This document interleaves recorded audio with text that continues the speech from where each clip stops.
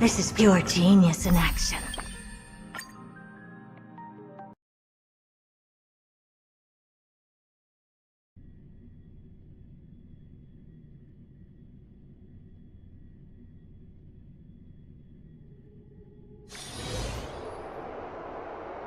This haven of memories. Every touch, every moment is like a thorned rose.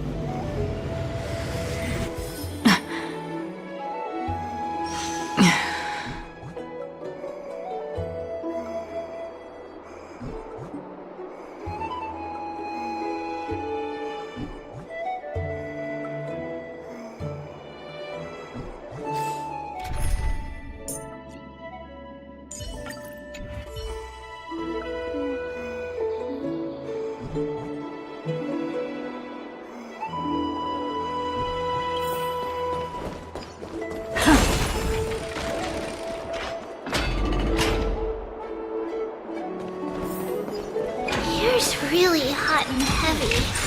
Has it always been like this?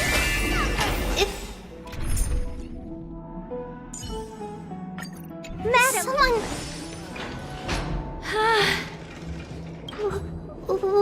What? Watch out! For the Kremnoan! Kremnoan? This is... their doing? Aggie, now's not the time to dwell on that. Let's help the injured people first. Excuse me, coming through. Oh, you two are here as well. That's a relief. Even the Twilight Courtyard is involved? What in the world happened here? I actually just came to relax. But as soon as I got here, I've examined them, and they don't seem to be seriously ill. Multiple individuals fainting simultaneously from the hot pool. He disappeared, and no one knows where he's gone to. So... Let these people rest. The two of you, please come with me. Have you thought of something, Aggie? Yes. While their intentions elude me, it's time to bring this farce to a close. What's going on? Oh, this many people? who in the world did this? This... Snowy! The culprit... The culprit is... Mightimos. Oh. Dee, what did you do to everybody? It's just another duel where I claimed victory. Duel? As I expected. On the surface, these two are the mightiest warriors in the Holy City, but they're still impulsive youths at heart. Speak up, Mighty. Tell us exactly what kind of foolishness you and Finan indulged in this time.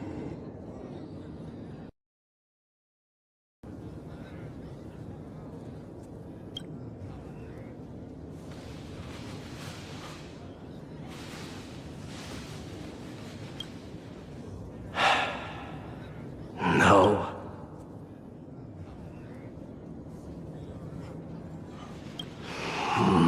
Forget it. Am I seeing things? Is the magnificent deliverer finally deigning to step outside? What kind of response is that? Nothing. I was just imitating your usual response. I don't feel anything special from you. Have you passed the demigod trial?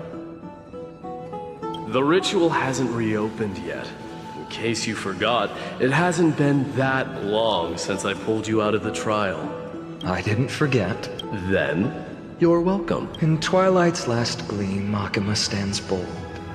Her walls sturdy, tales untold. Dreaming of her fruitful gardens, pilgrims arrive from distant lands. Yet little do they know that they will step into flames. What are you playing at this time? I just felt like reciting a few lines of poetry. Surely the Crown Prince of Kremnos knows how to appreciate— Kremnoans steer clear of such weak literature. But my library doesn't lack collections of this kind. These lines express the poet's yearning for their home. Just as Akama— I know how to interpret poetry, Haikis. There's no point in pretending to be profound, my friend. Thank you for helping me out when I was in a tight spot, but it seems to me that you aren't prepared for the trial either. Don't compare your situation with mine. My people are still relying on me. I can't ascend to godhood on my own. So, are you suggesting that you, the mighty Mightimos, and the heir to the throne of Kremnos, wish to defy tradition that has endured among your people for millennia? Still thinking about what I should do. Never mind. It's probably not my place. An idea does strike me, though. Go ahead. Maybe we both need to relieve some stress. Come, Mightimos, let's recommence our previous competition. This time, we'll see who can stay in the super hot bath for longer. What? Are you chickening out? The phrase chickening out does not exist in the Kremnoan language. I just find this situation absurd, that's all. All-knowing historian, looks like I'll have to teach you some royal etiquette today. And thus, an unprecedented sauna battle commences! With unparalleled resolve, the two warriors' determination even alters the very hue of the steam. Since we can't see what's happening in the competition, why don't I regale? Do you recall the legend of the Gorgo lion mentioned by a certain veteran? The central figure, the main character? Long before the dawn of Era Chrysia, the two beasts started their timeless battle on the plains of Tritos. The lion regarded the oryx as its food, while the orc for tens of thousands of years without respite. It fixated on its rival's fleet. It set its sights on the other. It was stuck in a... It had nowhere to escape. On the land of Amphorius, some lives meet their end at dusk. Some at dawn, and yet others. And at last, the most scorching moment of the day descended upon them. My lords, would you like me to reduce the temperature a little? What? You're chickening out already? Get lost. Are you asking me to get lost, or... Do whatever you want. Oh, please forgive my presumptuousness, my lords. What a spectacle of folly. This is what you get for daring to challenge a Kremnoan without understanding your own place. What I'm saying is, your little game dragged down quite a few innocent souls alongside you. We will personally escort back home the customers left awestruck by our formidable presence. This isn't fair. You're wearing way less than I am. Is this the latest trend now? Getting into the baths while dressed in full armor? Don't look at me like that. It was he who challenged me. There is no word for flee in the Kremnoan language. Very well. Let us bring this farce to a close, shall we? Warriors, it's time to get moving.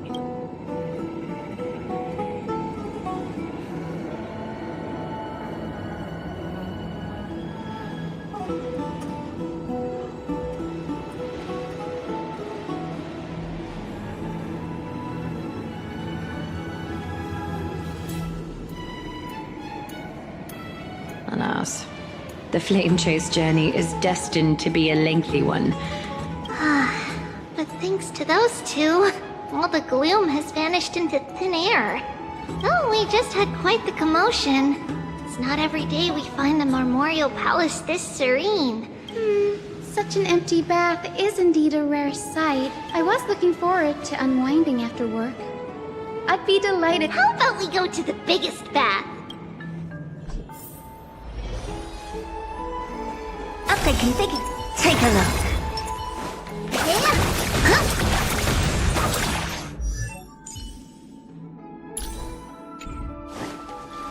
Let me check. The water temperature feels just perfect. So, how is the feeling of having the entire bath to yourselves? It's so good. But, Lady Treeby, aren't you going to soak in the bath with us? We will have to pass. After all, we've become children. Please understand that she can no longer endure the heat of this pool due to the blessings of Yanis. Oh, Are you curious about us, Hyacinth? I am, but something tells me that it might be better to change the topic. Don't get all nervous. It's not something we can't discuss. The truth is, a long time ago, we were a mature adult just like Aggie. Then, because of reasons, we inherited Yanis's divinity, and in return, the price we had to pay was the splitting of our soul. Each opening of the Century Gate intensifies the strain on Treeby and the others. They are gradually regressing towards infancy, both in body and mind. We don't know what awaits us at the end either, but anyway, that's why we've turned into children. In that case, when you opened that giant sentry gate above Akama during... Well, there's no way around it. We all know that the flame chase journey won't be a smooth ride. Maybe we can find a way to fix it. The primary research focus of Noosporists is the soul. We will do everything we can. So your first reaction is in fact denial. You're indeed an Access student. I look forward to your good news, Hyacinth. Now there's another reason to look forward to tomorrow. Lady Treeby, what's wrong? Something's off. It's that strong feeling again. Is it Trian? Wait, no. It's not Trian. It's Trinan. Trinan is in danger.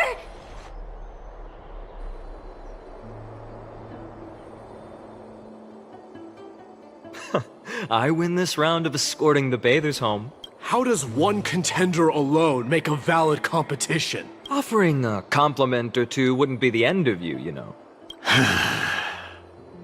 Haikas. What is that word? Is that... It means hyena. I'm likening you to a weak hyena. By the way, you emphasize the completely wrong syllable. Though we've been acquainted for some time, I have rarely heard you talk in the ancient tongue of Kremnos. It's because I'm not exactly a master at it either. I can listen and read just fine, but when it comes to writing... You can write?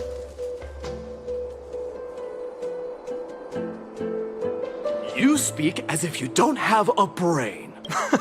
That was in jest. I understand. After all, you spent all your childhood wandering far from home. Worry about yourself first, Deliverer. You also never mention your hometown, apart from when you need to introduce yourself.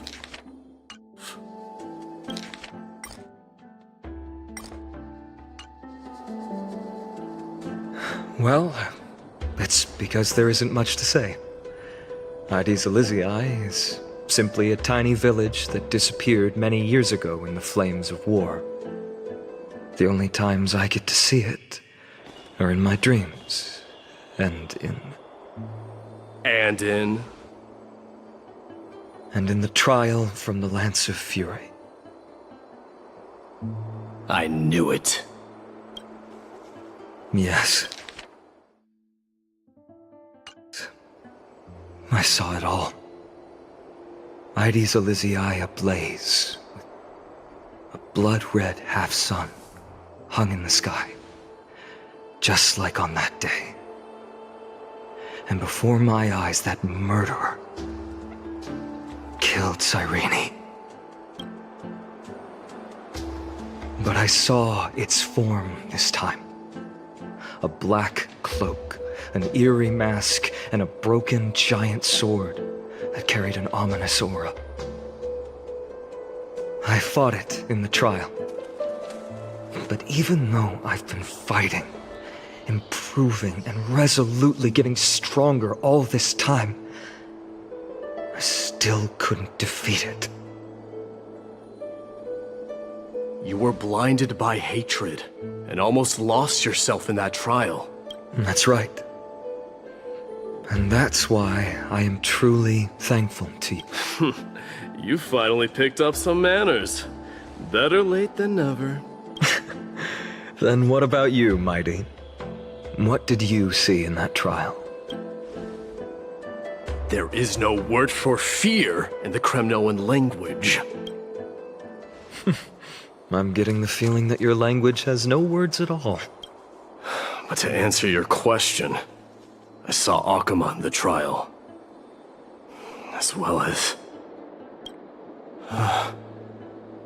my old comrade, Hephaestion. Perdiccas. Ionius. Ptolemy. And Possesta. Ever since I returned from the Sea of Souls, these five have been by my side. We faced life and death together during our days in exile. Those 10 years were arduous, yet filled with moments worth treasuring. Each night, we would gather by the campfire, savoring honey brews and singing our hearts out. The wind in the wilds of Amphorius smelled like rust. Hephaestion would always tease me about adding goat milk to the honey brew, claiming I ruined the blood-red color of the drink. He had a scrawny figure, but was a relentless force on the battlefield, dispatching foes without so much as a blink. Perdiccas was an expert in concocting medicines, delving into all those strange folk remedies. Ionius was a swift. Ptolemy was a real bookworm, always spouting off in chapters and verses. When we left Kremnos, he made off with a stack of ancient tomes from the Grand Library. Not like it mattered, as my family owns the library. And then there was Possesta. He was the silent type, but a truly masterful musician. This is the first time I've heard you mention these five. They died on the battlefield before the Kremnoan detachment managed to join Akuma. Perdiccas was the first to go. He was shot in the stomach by a poisonous arrow from the people of Ladon in the second month of cultivation. In the end, his remedies mended all but himself. Midamos, do not mourn. I have achieved honor by bestowing a noble death upon the enemy.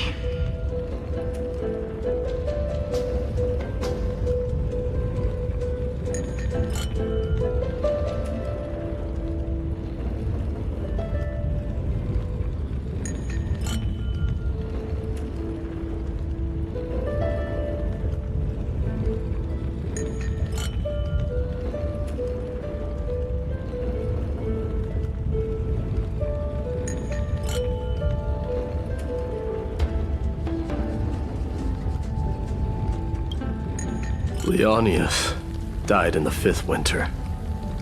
Idonia's snowstorm lasted 3 full months. On the night of the fiercest storm, our foes launched their assault. Idonia. Is that the city Castorus used to live in? Yes. Those zealots were as fearless as Kremnoans in the face of death, but they lacked respect for honor. They cornered us in the bottomless swamp. Leonius covered for our retreat. They cut his legs off. He vanished into the mire of a foreign land. This is perfect. Midamos, I can finally deliver the news of you ascending the throne to the Nether Realm. 20 dusks later, we finally breached the walls of Idonia and entertained the usurper's plea for peace. However, the rebels refused to surrender and set up an ambush within the city.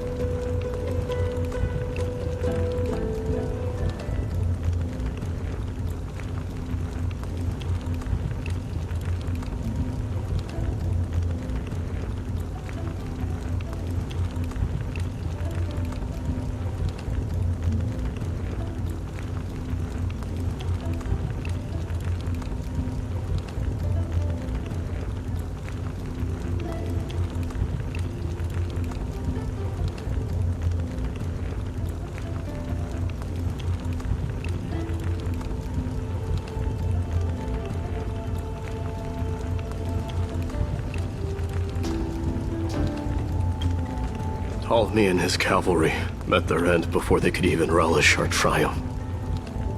Those obelisks that collapsed after being set on fire became their final resting place.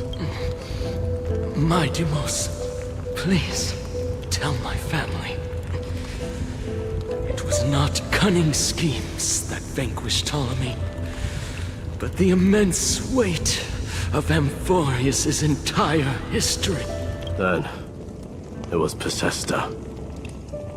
He lured the enemies into the city of Aeneonis with his melodies, buying us invaluable time. Our enemies, consumed by indignation when they discovered the trick, set the entire city and my soldiers on fire. His final words were recorded on a small clay tablet. Midamos, don the crown. And at last, my most trusted friend, Hephaestion. He was supposed to stand by my side through it all. But a sudden relapse of his illness hit him on the eve of my duel against my father. He hid his condition from me. By the time I returned victorious, he had but a breath left in him. A Kremnoan, dying on a sickbed. I would be a laughingstock to everyone. Vestian, my dear friend. Spare your strength. I'll go get a physician. No need. Even if Perdiccas were here, he couldn't stop destiny from taking me away. No! None can take you away.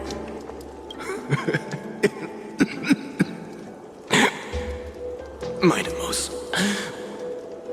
our king, do not shed tears for me. It's not befitting of your status. Farewell, my dear friend. You must lead us back home. What a grave trial indeed. Now I understand why you see immortality as a defect. My father threw me into the sea of souls to break the wheel of karma. But little did he realize it would grant me an immortal body and summon a fated revenge on his head. Following his demise, I considered leading my people back to our homeland. Kremnos had already turned it into a wasteland. Only darkness and insanity thrived there.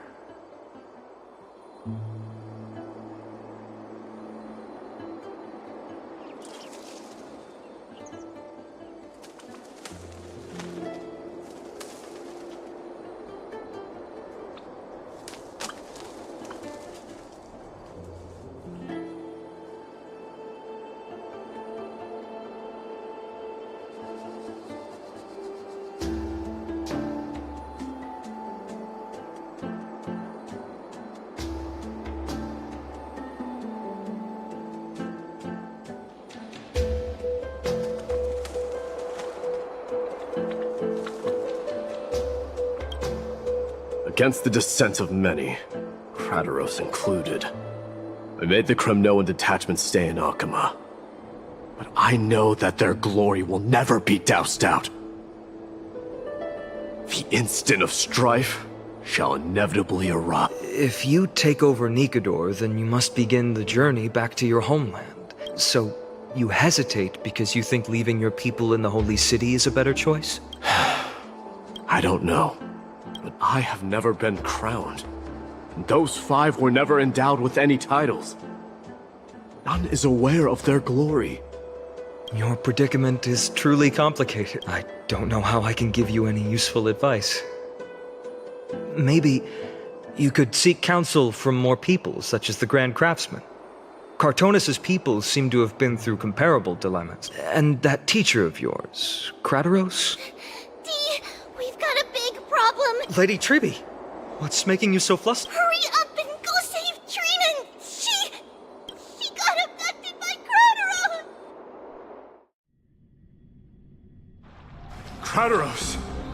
What's going on? Mightimos. It seems I was the one who exposed my vulnerabilities first. Aglaya, I demand an explanation. This man abducted Trinan by force, and forced her to bring him to the Vortex of Genesis.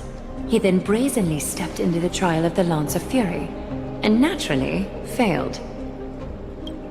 Is she telling the truth? Why did you do that? Because I don't want to wait anymore. Your hesitation made me desperate. If you want to run away from your destiny to become king, then keep running. Someone will eventually stand up and fill in the gap left by strife. Then they will lead our people home. Age has blinded you, teacher. Can't you see that I'm hesitating because of this very recklessness seared into your blood? Krateros, do you truly believe you're worthy of entering the trial? To blaspheme against the prophecy? Does the mission we Chrysos heirs bear seem like child's play to you? Do you know how the Kremnoans see you, Aglaya? You're a hypocrite and a megalomaniac. The prophecy of Genesis and the Flame Chase journey are just excuses for you to seize power. Silence, Kratos. Do you even know what you're saying? Are you defending this woman, Mighty Mos? How many wars did people start because of her and her so-called prophecy? Even if this so-called Genesis really exists, will there be a place for the Kremnoans and... Are you done talking? By agreement between the Chrysos heirs and the Council of Elders, those who trespass upon the vortex of Genesis need not be tried by the Council. I, Kratos, your actions are unforgivable. I hereby sentence you. Aggie, wait! We have a proposal! Someone has to resolve this conflict between the cities. Lord Kratos did not use violence to harm us. We can sense that his anxiety stems from his concern for his people's future. Please, Aglaya, hear us out first. I'm listening. I'm sorry, Lord Kratos. We were so preoccupied with deciphering the fragments of prophecy that we neglected those of you not favored by its message. Your accusations were harsh, but justified.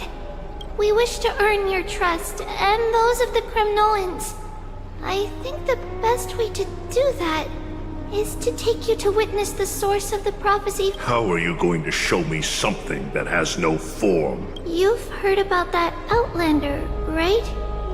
She has somehow made a connection with Orynyx and can completely replicate scenes from the past. We will ask for her aid. Tomorrow, at the Abyss of Fate in the Temple of Yanisopolis, we will show you everything from that distant memory. A fair proposal. I accept. Until then, you will be stripped of your freedom. That is my one condition, and I will brook no argument. It is not the first time I've been made someone else's prisoner. Do as you please, demigod. Teacher, why did you do this? Forgive me, young master.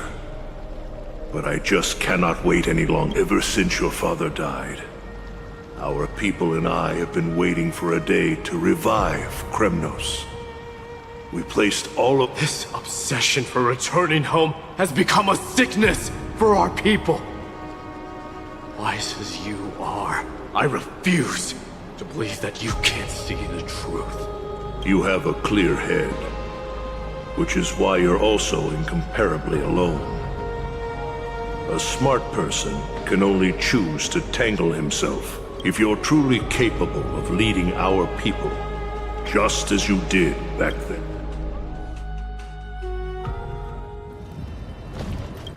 A fierce fighter.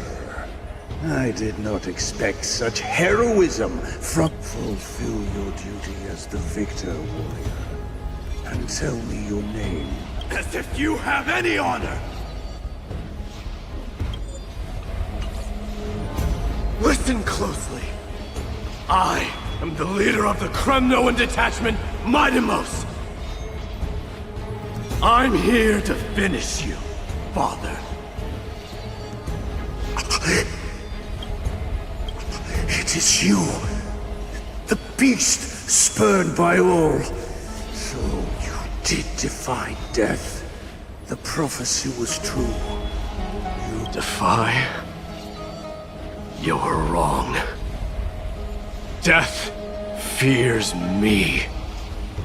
It's the reason I have this body of steel. As for you, you already stand at death's door, father. You were the one who threw me into the Sea of Souls. The one who tried in vain to enslave a Titan. And the one who desecrated the body of a god. Hyakis! You're a weak king. So weak that even the lowliest hyena is a more noble existence than you. And now, fate's reckoning is upon you. Then swing your blade. Take my crown, coronate yourself with an old king's blood, and inherit it all. No. I don't want the crown. Listen. There's only one end for the kings of Kremnos. All I want is your life. To avenge Mother and my comrade. But the walls of Kremnos will not fall with me. You and I, we're both the same.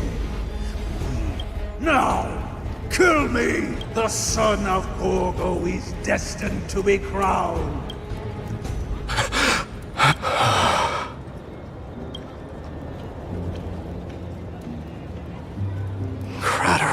He said the Grand Craftsman Cartonus might have some suggestions. Grand Craftsman, how have you been? King of Kremnos it is. That you would come, You knew I was coming? Your matters, I've heard. The path forward you seek. But before that, take this. What's this? A signet ring. For the King of Kremnos. Belong to your mother.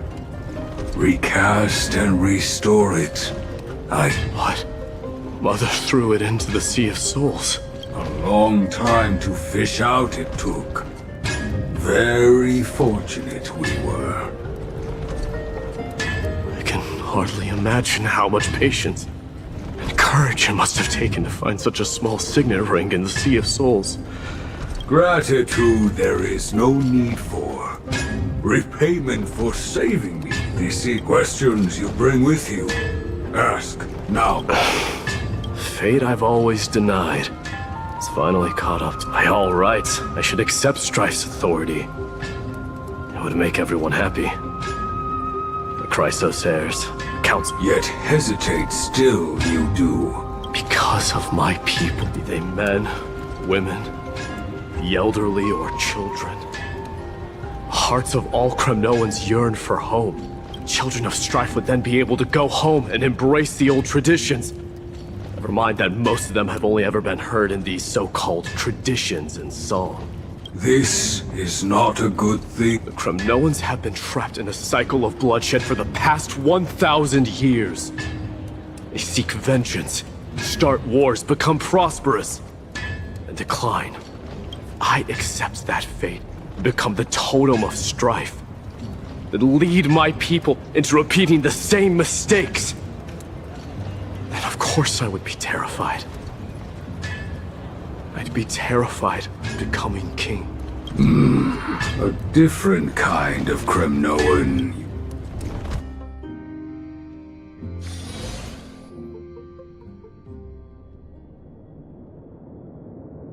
Mama! Oh. Now what did you dream about, my darling Trebios?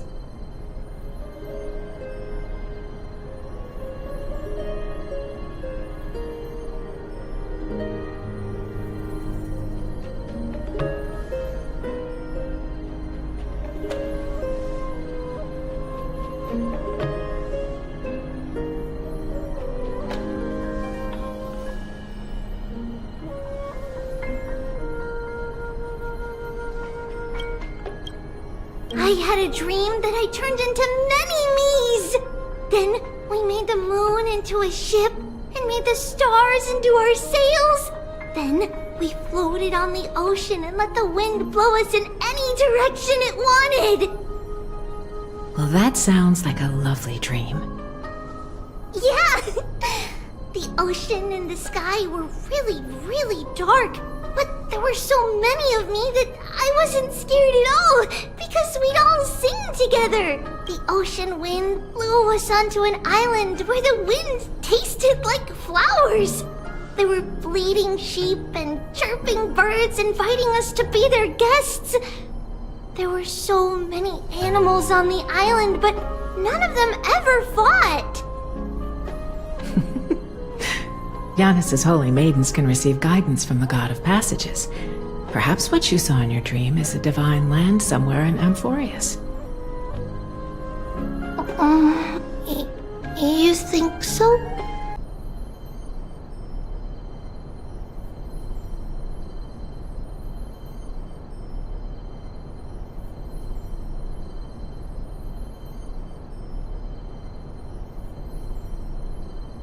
because on that same island, I saw a dark mountain on the other side of the ocean.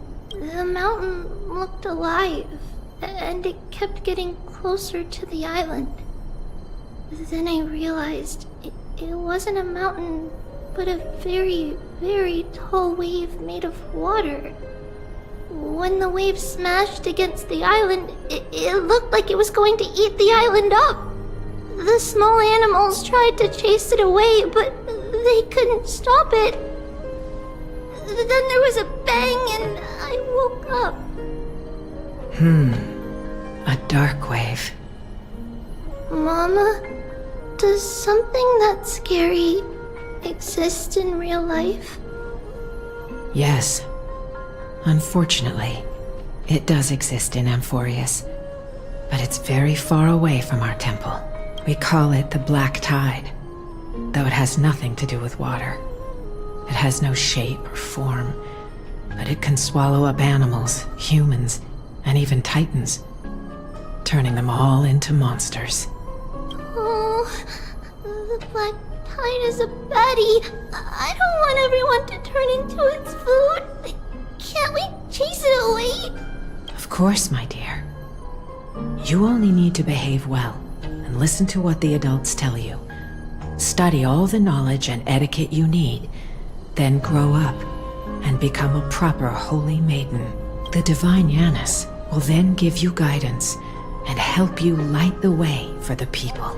Wow, I'm gonna eat a lot and study a lot and become a holy maiden. But Mama, you said the Black Tide can swallow up titans too. What do we do if even Yanis is eaten? If that happens, then the Holy Maiden will have to be the one to guide people on the right path. After all, we are the human avatars of the God of Passages, yeah? Yeah! But one person alone is not enough. Once you're older, you'll make a lot of friends. You must do your best to unite them, because that's also our duty as priests. Friends? Are they also like me and Mama with pretty red hair? They might not, but they'll certainly be just as smart and kind as you. Mama? Am I dreaming? Don't be silly, dear. Of course you're not dreaming. I've always been by your side. What? Now be a good girl and call your friends over too. Let's play hide and seek, just like we used to, okay? My Trebios is the smartest girl. I'm sure you remember where everyone is hiding. The voice sounds so far away. I don't remember. Who am I looking for? Your friends, who will chase the Black Tide away alongside you, of course. Is this from my childhood? I don't remember. Use the spindle to connect everyone. There will be an amazing captain on that big ship. She's cheerful, optimistic, bold, and cautious. She'll be able to get everyone together. Wow, that's amazing! Can I be the captain? Of course you can. But you'll find someone else who's better for the job, my dear. I think that person lives in a beautiful temple that sits atop a hillside, covered in golden fig trees. There's a noble girl there who's very smart, but also very delicate. Just like Mama? Perhaps. But before we find the captain, the ship also needs someone who can navigate it. Who could that be? I know! She's Treeby! I named this doll after myself? I don't remember it all. Is this a dream or something that happened in the past?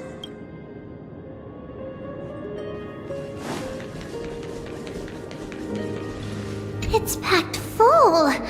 Mama must have left all of these for me. All the words are blurred out. Could it be that my memory is fading?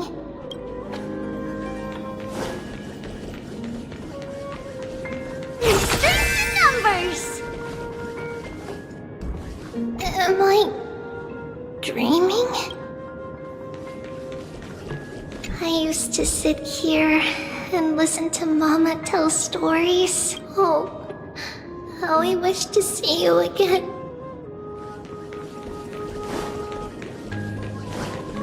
Bad chest! You can't lock me away!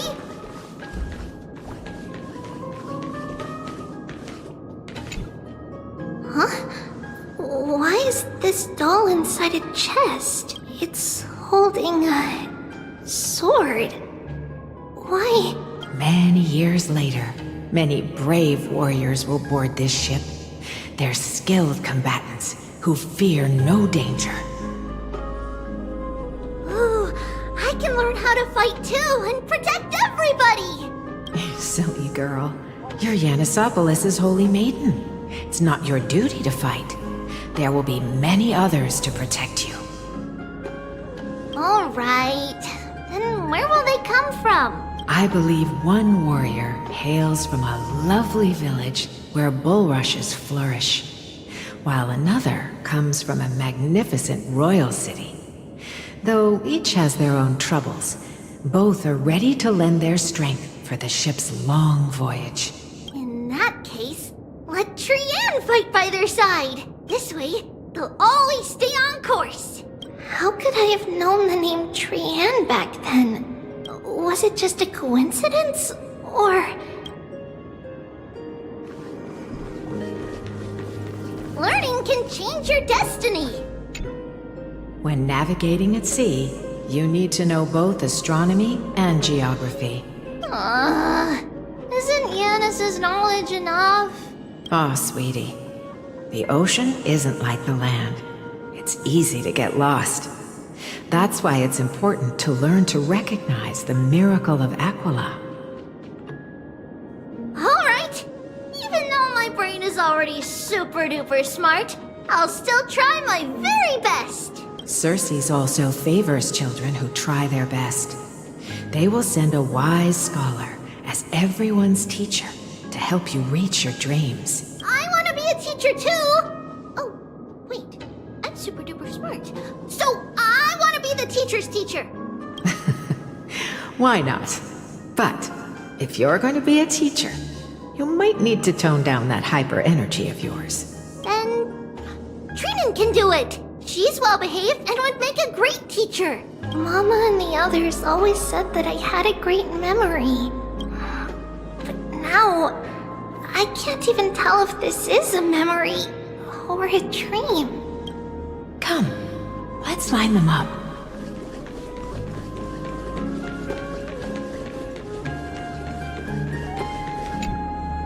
Now, Trebios, set them on this music box and let them compose a melody for our song.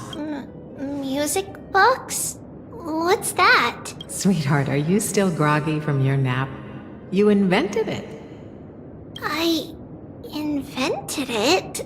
What does it do? Oh, my lovely Trebi. You're usually so bright. What's gotten into you today? Well, you might as well see for yourself. Put your good friends on it and see the wonders it can do. Put the dolls on? It's rotating! And I can hear something! That's right. It's a music box. If you place the dolls in the right spots, it will start rotating and play beautiful music. Out of all your inventions, this one is my favorite. I don't remember. It's all right, my child. I'll sing along to the tune, and it will help jog your memories. Happiness abounded in this lush land by God's chosen. Giants raised their glasses in a toast, beheld by the 12 constellations. 3 carved the heavens and the earth. 3 wove the threads of fate. 3 molded life with their hands, and 3 guided Calamity's gate. Happiness abounded in this lush land by God's chosen. Giants raised their glasses in a toast, beheld by the 12 constellations. They declared the world too unstirring, hence wished endless laughter upon the living.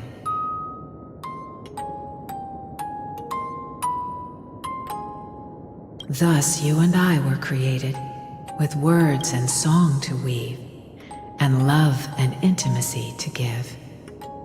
Thus creation was complete. Who then will bear the weight of humanity's souls, to lighten the steps of the living as a whole? O great Kephali, all-knowing Father of stature so tall, yet low does their gaze willingly fall. With light of dawn heavy upon their shoulders, golden blood spills unto the land, converging into a boiling river that flows to the heroic heirs of this world.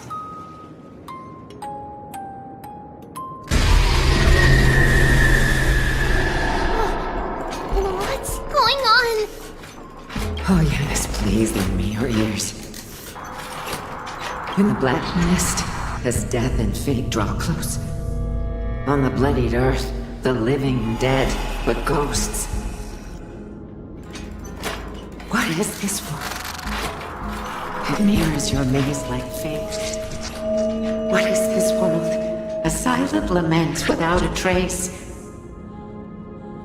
What is the past? Wandering ghosts that linger. What is the future? Souls scattered by fate's finger. What is the start? A voyage born in solitude. What is the end? A spirit, lonely and subdued. Lonely and subdued. And subdued. And subdued. Subdued. Subdued. Subdued. Subdued. Subdued.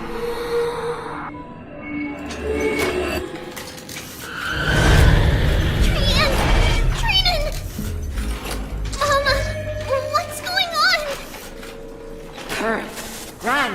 Traitors, run! The black tide has arrived!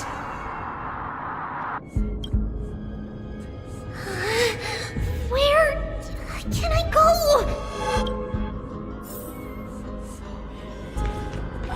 What's this?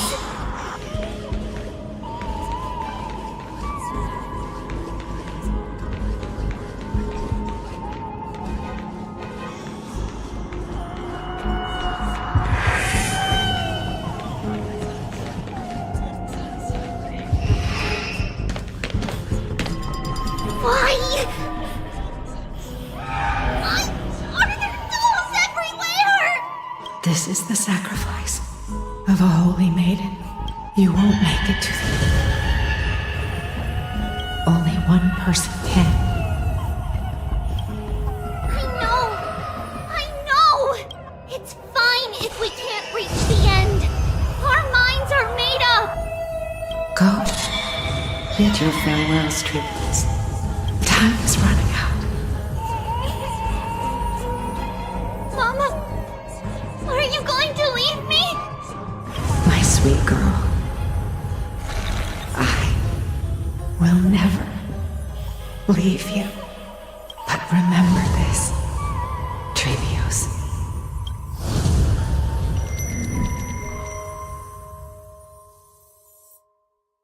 All shall bid farewell to one, and that person alone will witness the miracle. Since your mind is made up, then traverse the black tide and dispel the fog for Amphorius. I shall see you tomorrow, my dearest Trevios.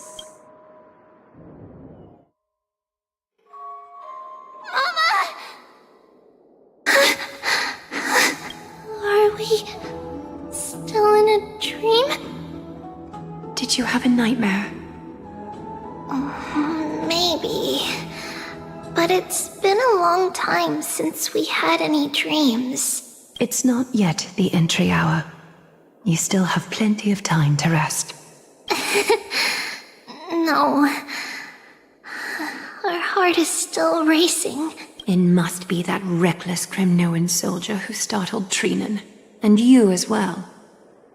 If you want, I can pierce through his chest with the golden thread right now. Aggie, cut it out with the scary talk. I'm just kidding. If I were serious, I wouldn't have waited until now. Do you want to talk about the dream? Keeping it bottled up is not good for your health. We had a dream about Mama. The dream itself was nothing. It's just the timing that feels a bit unsettling. You mean... It's Trian. Even if we refrain from ever using the power of the Century Gate again, her soul continues to slowly drift away from her body. There isn't much time left. Perhaps it wouldn't be such a bad idea to let her relinquish her role as the gatekeeper and live out her days as a carefree child. You have a point, Aggie, but our decision has already been made on that matter. I believe there's still another way. Souls will be spent until they dissolve into dust. Such is our fate. Once we had a whole and connected body. If that body were a tree, then its trunk and branches would share the same fate. Now we are fragmented into numerous selves. Despite the absence of a trunk, we are offered another possibility. We can choose how our branches will perish in a way that is most beneficial to the Flame Chase journey. Compared with saying farewell to one person, watching many fade away before me is even more sorrowful. But advancing is the destined end of Yanis's trial. There's no retreat in our path. Don't feel sad about saying goodbye to us. It won't be long before I forget what sorrow tastes like.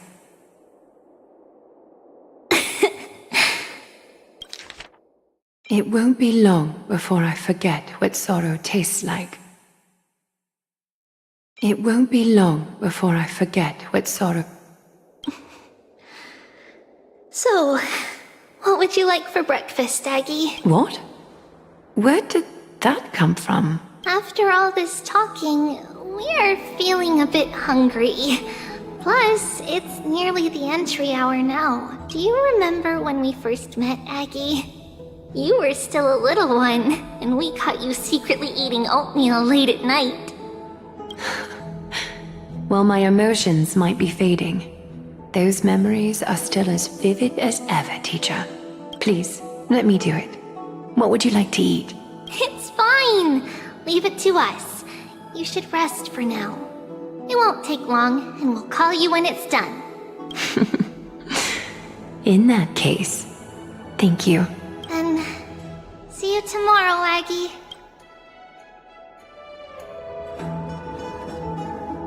Nevertheless, that nightmare is ominous. Memories are slipping away, just as expected. Another trip must be made into the abyss of fate.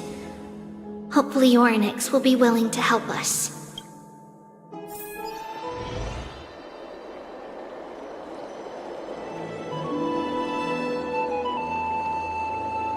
Long time no see, Professor Anaxa.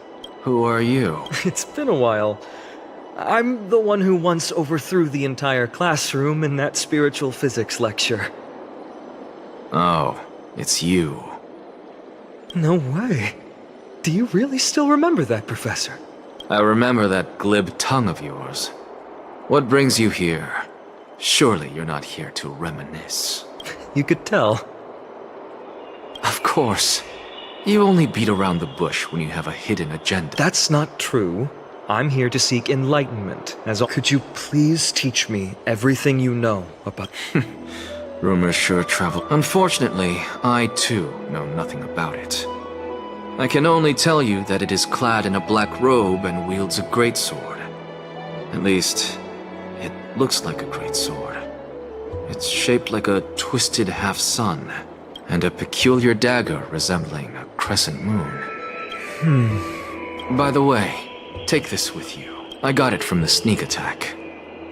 Oh, I was right. It is this thing.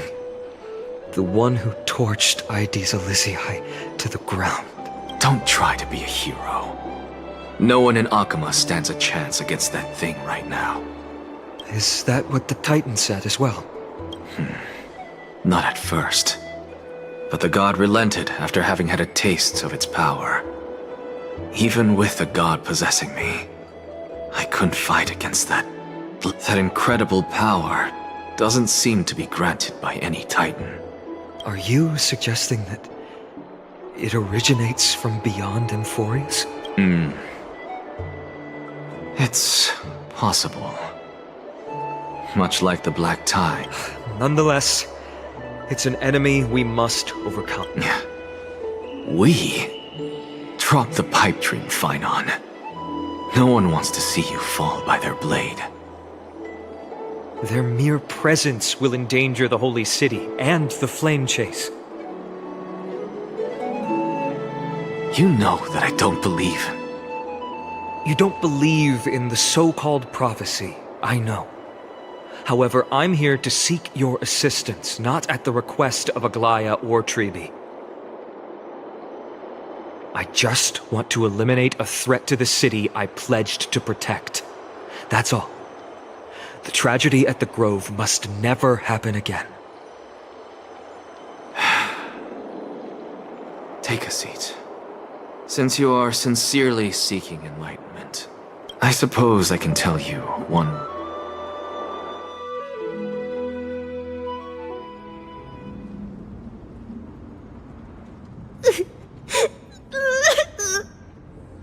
What's wrong, Trian? Nothing. Just remembering what happened at the Grove. Monster in the black cloak. So scary. Everyone in danger. Nightmare. I can't forget. Don't be scared. There are no bad guys here. Didn't you, Trian? Threw it away. Far, far away. It's never coming back. We got back safe from the Grove because of you, Trian. You're the reason the Flame Chase journey can continue. Sorry. Trian feels... a bit... dizzy. Why are we... here again? For the same thing, of course. Remember? Tomorrow, we will reveal the prophecies past to everyone. But first, we need to restore the memories that have been blurred by the fragmentation. We hope to present the full truth to everyone without hiding anything. Since Yanis caused the fragmentation, we can only turn to another Titan or Onyx for help. Also, remember to get breakfast ready for Aggie before the lucid hour tomorrow. Oh, yes! Trian remembers now! Oh, on that note, we had better prepare some saffron before we meet with the Titan. Saffron? Huh, it's an essential offering for rituals in the Temple of the Three Fates. You think we shouldn't go to Orynyx empty-handed? Yes, it's also a symbol of Yanisopolis. If we are to replicate memories, we need to use something that has experienced those days. And when we first met Aggie, we added that to the porridge we made for her, and she really loved it. I see! It's like killing 3 birds with 1 stone! But it all depends on whether Orynyx is willing to help us. This could be a problem. After all, it was us who took the core flame from Yanis, from Orynyx's kin. We will have to give it a try. If there's truly no other way... In our current state, we probably can't do anything to them. Leave it to Trian. Trian knows how to play cute. In any case, let's look for Saffron first. I hope there's still some left in the temple, untouched by Nikador's soldiers. I remember that aged saffron is preserved in sealed jars. Let's be on the lookout as we go. Take a look. Feeling lucky. Upgrade configured.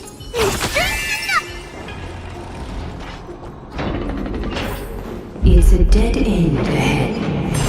Turn back, teacher. What? Aggie? No. It's an illusion.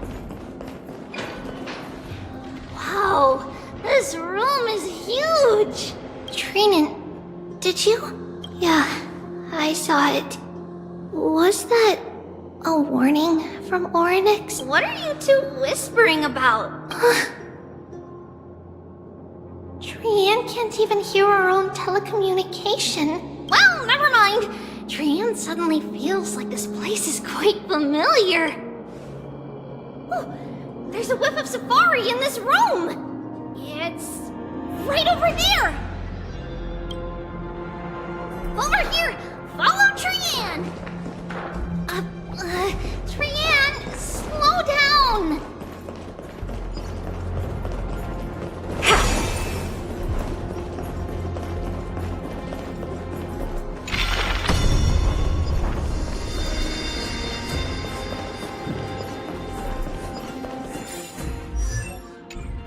Even if...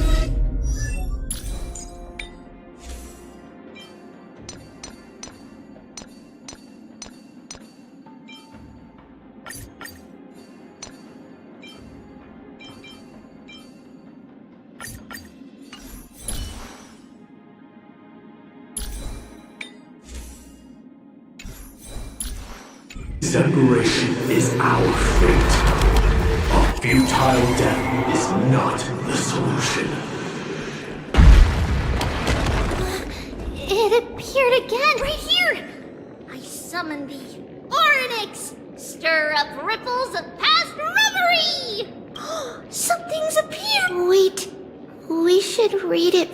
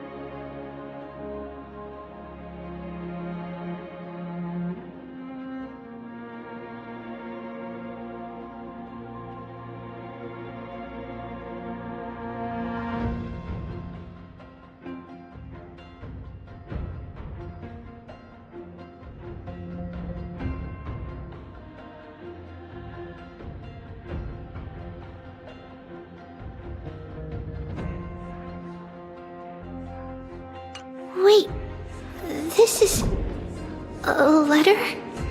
It mentioned something about saffron. Isn't that name... Never mind that for now. Why is this letter here? And how did Trian sense it? Could it be...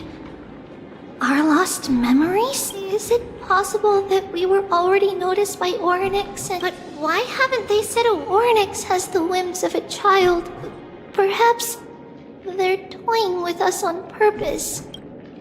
Come on, this isn't the right time to be playing games. Separation and death, reconciliation doesn't come easily for a mortal. Treevee! Trinan! Look what I found! Is this the safari? Coming! We'll take a look. But Trian, there's nothing in here. What? It was right in the stolium. Huh?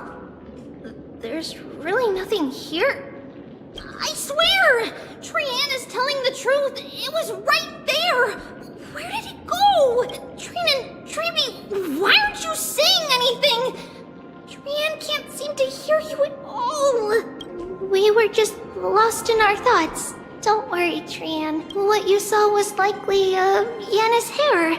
We must have startled it away. Okay. Could Orynyx be trying to make us falter? Something feels off. Treevee, what do you mean? It might just be an illusion. Is Orynyx really putting us through a trial? Ugh, still no luck finding any safari. I suppose we can do without it. Let's try to convince Orynyx. At least they didn't toss. Whoa! Treevee, Trinan, look at this! So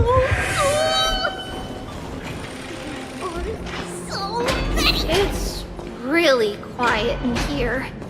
Do all Titans live in dark places like this?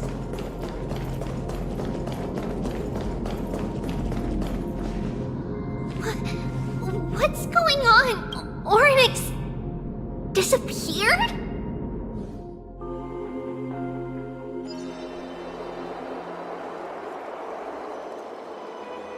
Are you saying that the black-robed swordmaster is not just tied to the Black Tide, but is also hunting for core flames everywhere? This is the most plausible possibility. First, it has a vessel that can hold core flames. Let's start with the first premise. Its peculiar ceremonial blade can interact with a core flame, as evidenced by the pull I felt when it stabbed into my chest. I hypothesized that the blade can sense, absorb, or even retain. The second premise is even more explicit. When it was engaged in fierce battle with many of us But if your argument holds up, wouldn't they be headed to Akama soon? The vortex of Genesis is full of the Titan's core flames. Not necessarily. Let's call that person the Flame Reaver for now.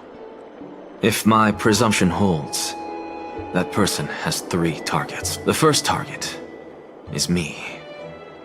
The second target is Orynyx, but I suspect Akama won't be their first target. Kefali's core flame is guarded by the Council of Elders' arcane power. And Fagusa's water curtain. What about Thanatos and Aquila?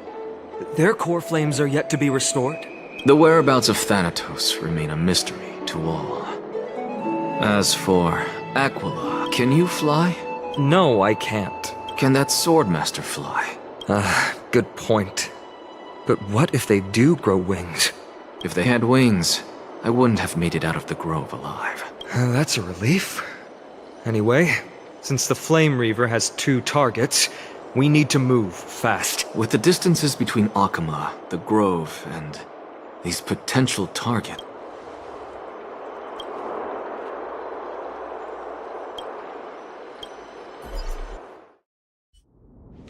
Orynyx! Are you in here? No response at all. Did they foresee that we were coming and hide in the fog? Or...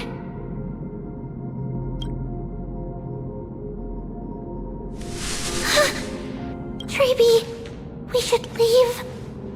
This temple has other people in it. What? Oh. Listen. Footsteps. Fast ones. 3 or 4 people coming this way.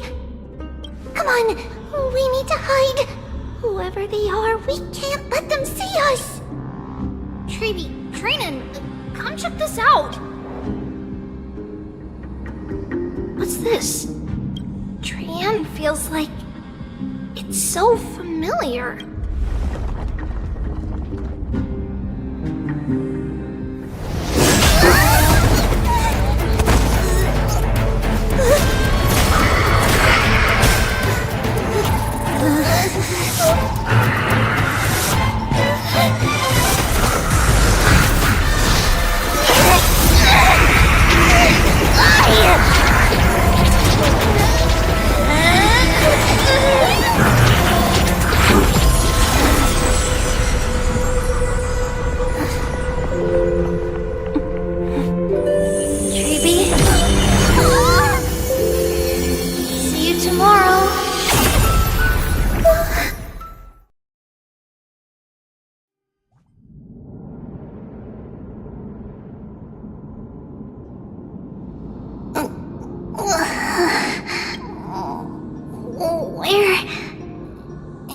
Little Gray?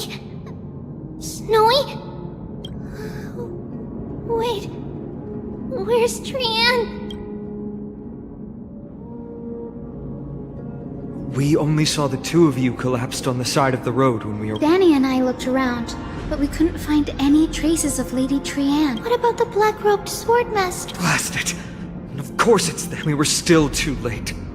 I fear something bad has happened to Orynyx's core flame. Then Lady Trian... She doesn't have much divine power left. We can barely sense anything. That you're both safe is already a blessing. Everyone, we must take action now. We should split into 2 groups. One group will stay in the Abyss and meet up with Aglaya's reinforcements. Then, the other group will come with me to pursue the black-robed swordmaster and recover the core flame. I didn't get to tell you this before, but Anaxa and I already have our misgivings about the Black Tide. I'll tell you the details as we move. Opportunities are fleeting on the battlefield. We should hurry. Lord Finan! Lady Treeby and Lady Trinan. I'm glad you're all right. Did Aglaya's people get here? Yes. Lady Aglaya already knows about the situation, and said Finan.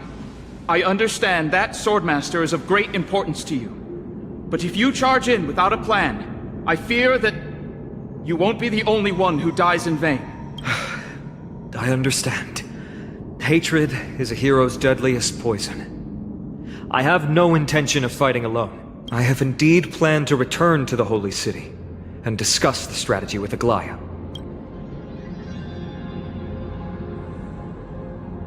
Trinan will stay in the Abyss too. That way, both sides can communicate with each other if anything happens. Thank you, everyone. Partner, Treeby, let's go. We're back, Aglaya. You should have come to me first, Finan. Aggie, there's no need to scold Snowy. I know. It's beyond my imagination that the only 2 titans humankind can still rely on fell in such quick succession. I've never seen the golden thread pulled this taut, as if it could snap at any moment. Finan, tell us your plan. Time is of the essence.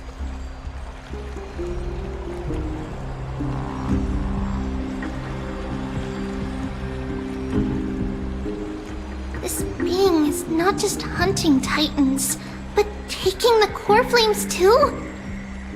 Yes, just like the Flame Chase journey is doing. Professor Anaxa thinks the Flame Reaver's arrival is likely a sign the Black Tide has— Regardless of whether you're right, this being is still far more aggressive than we expected. But its madness is also an opportunity for us. Anaxa had already left the Holy City with Cersei's core flame while we were on our— Tell me, what makes you think this won't end with us Because this time, the power from beyond the sky is also at our side. She is the key.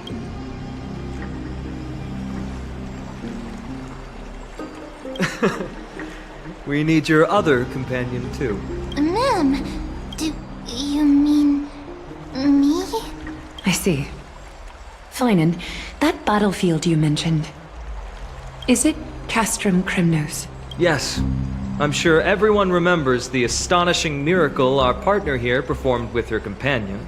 That will be the key to our victory. We will use Orynyx's power to once again open a passage to the past, and then we'll seal the Flame Reaver in the maze of time. Impressive. Orynyx has fallen, and Yanis's divine power already belongs to Okima. It's very clever, using the element of surprise instead of brute strength. Can you do it, little one?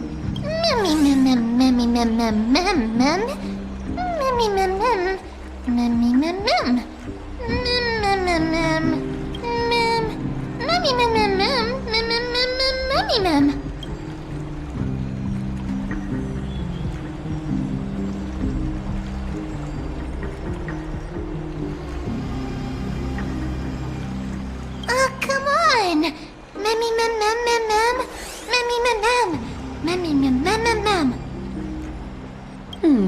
Such enthusiasm. By the way, the Council of Elders declared a state of emergency when Treeby went missing.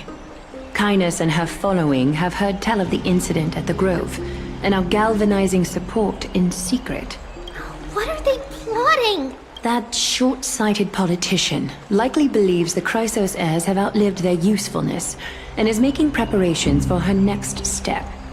That ugly side of humanity is something we'll have to deal with eventually. But that's a problem for another day.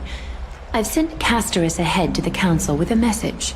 She should be able to keep the situation under control for the time. Finan, it is my hope that we can come to an understanding on this.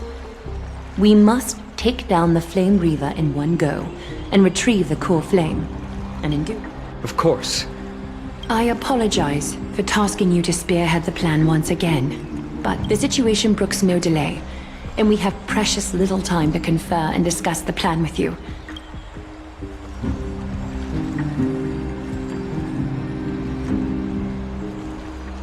I'll be honest, we can't. But the Flame Reaver will have to step over my dead body if they wish.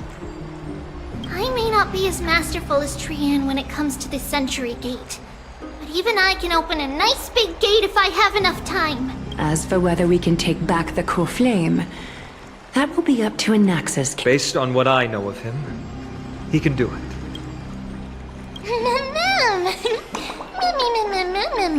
We are grateful to you for your aid. And to the rest of you as well. Now, let us be off to begin the hunt. May Cathali sharpen our gaze and grant us victory over the enemy. You mean Mighty?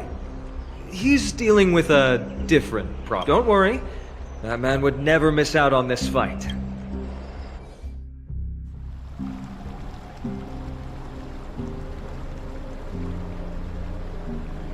Farewell, my dear friend.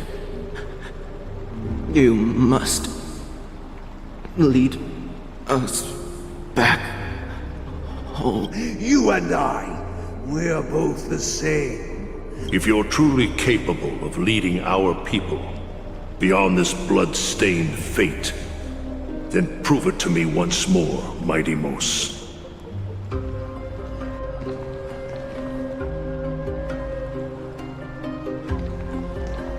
I knew you'd be here. I heard you're about to set off on an expedition. That's right. It's going to be a tough battle, and our destination is... turns out to be Castrum Kremnos. Is that why you're here? To pray to the dead Nikador? No, just the opposite. I'm here to tell you, you can entrust the front lines to us this time. You can't afford to lose your upcoming battle either.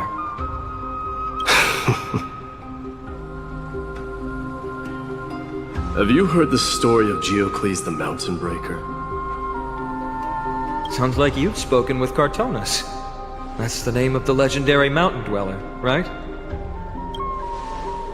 Let's have a chat before we go our separate ways. Cartonis told me that back in ancient times, the mountain dwellers lived in seclusion. They spent their days quarrying and gathering, living a simple and peaceful life away from strife. But Geocles was different. He resisted their traditional way of life, yearning for the world beyond the mountain. He sounds a lot like you. Yes. That is why he, too, faced the same dilemma as I do. One day, during one of Geocles' many ventures beyond the mountain, he spied a battalion of Ladonians stationed at the foot of the mountain. The Ladonians were at war with their arch-enemies, the Companions, and they used the mountain as a base to carry out guerrilla warfare operations. When Geocles, who had taught himself the common tongue, approached a soldier, he learned a shocking piece of news. Ladonians were planning to plant mines and explosives all over the mountain, and then lure their enemies within. With danger lurking with every step, the mountain dwellers' homes were no longer safe. Let me guess. They refused change and chose to put up with the situation instead. That's right. The mountain dwellers were fearful of even the smallest change to their lifestyle, let alone leaving their home. Despite the imminent war, the elders would rather negotiate for peace instead of leaving the mountains. This made Geocles both angry and sad. But he didn't give up. If you were in his shoes, what would you have done? Lead my people on a resistance, perhaps. I'm not sure. I can't think of a solution that would make everyone happy. A solution that would make everyone happy, huh? That's how naive we are. Well, let me tell you what Geocles did. He took the mountain dweller's store of gemstones and traded them with the Ladonians for a massive amount of gunpowder. But he didn't do this to fight the Companions. Under the cover of night, he set ablaze the forest surrounding the settlement. That great fire marked the beginning of mountain dweller history. Since then, their people became part of civilization, and giants became a common sight in the holy city. Meanwhile, that mountain they once lived in has turned into little more than foam inside the black tide. But leaving their homeland also brought many mountain dwellers misfortune. They were hunted by Kremnoans or enslaved. Indeed, that is undeniably also part of their history. But that is Geocles for you. The merits of his actions, or lack thereof, have been scrutinized by many, but historians nevertheless hail him as the Mountain Breaker. Why do you think that is? It's simply because he took action and enacted change with his own hands. He didn't try to make everyone understand him, nor did he even waste time trying to make everyone happy. He started a great fire and burned the shackles of tradition to ashes. You've made up your mind, haven't you? I'll be leaving Akama soon to fight the great darkness of this world, and to shoulder Nikador's destiny. So, listen well. If there comes a day when we meet again on the battlefield, and I stand opposed to the flame chase, remember to stab your sword into my back through my 10th thoracic vertebra.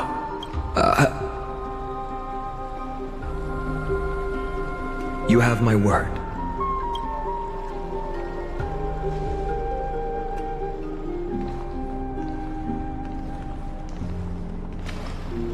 Go now. The battlefield calls. Send that flame-thieving hyena to their death. But if you find yourselves with no other recourse, pray to that blade in the sky, and loudly call out the name of the new god.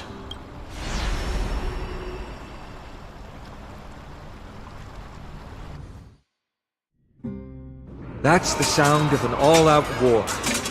Not the kind of ruckus Professor Anaxa can raise on his own. Let's hurry. The battlefield is just ahead.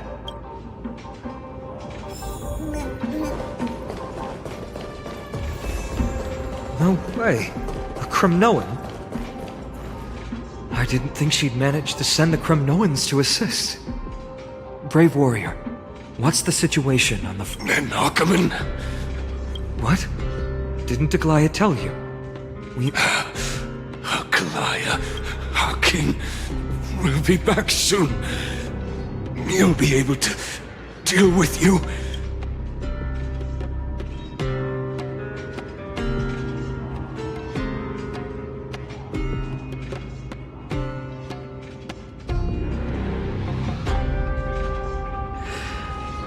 The Kremnoans really are just like their king. Rest in peace. May your glory last forever.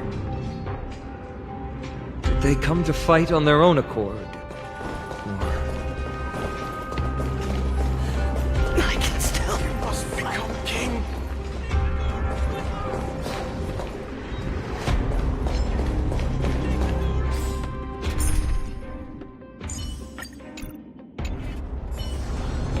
Stream forward, gleamable blades.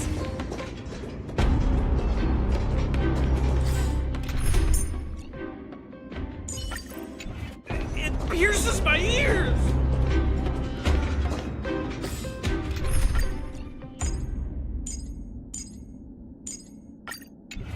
We're almost there. I'm thinking.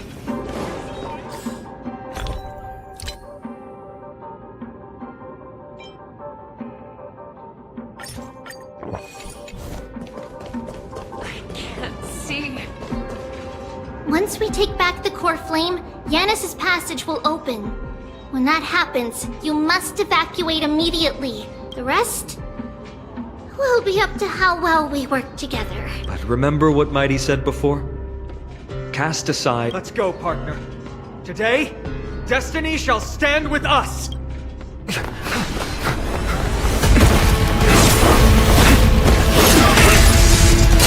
Finally.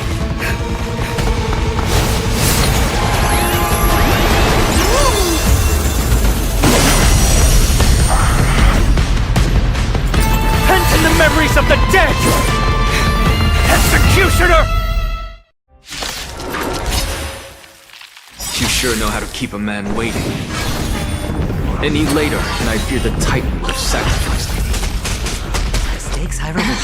Frail child of humanity, 'tis more effort keeping you hale and whole against that blade than it is in seeking the truth of the world. Opportunity doesn't knock on its own, you know.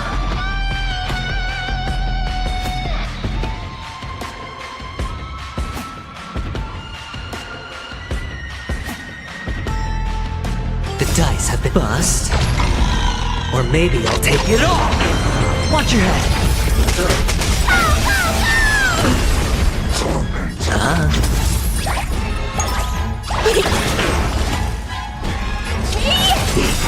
Time to twirl! It's like the West Blade. Let me go! Open sesame. Curiosity, endless riddle. Nothing but a boy. Never seen that. Expand your thinking. Glimpse the unknown. Time to twirl! Sure, it's on me. Do you know who This big diamond! It's all yours!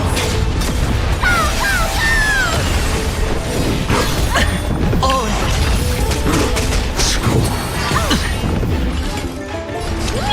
Get ready, Croft. Can't hold out much longer. Quiet.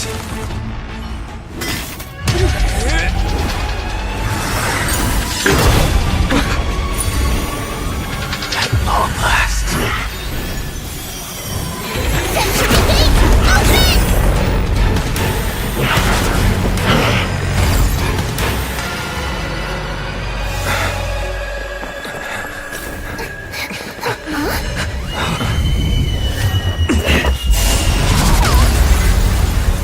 How embarrassing.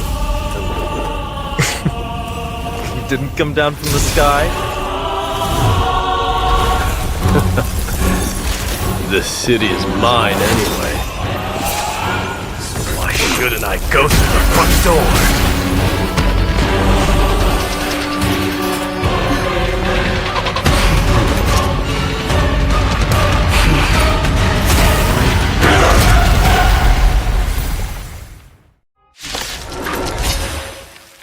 Minion of the Black Tide.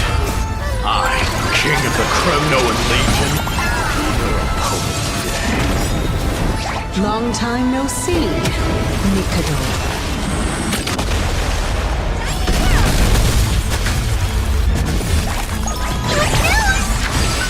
The dice have been bust. Or maybe I'll take it all. Curious, endless riddle. Nothing but a boy. Time to twirl! Never seen.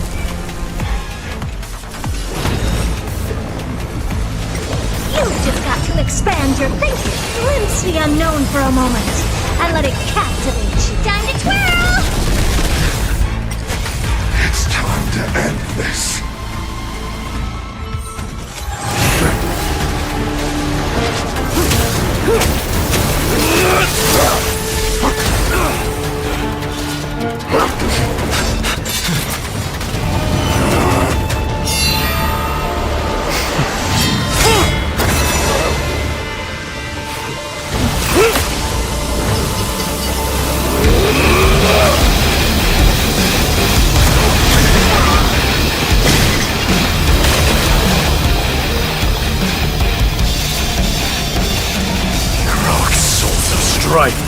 Heed my call! I am the Lance of Fury. The agony this world needs!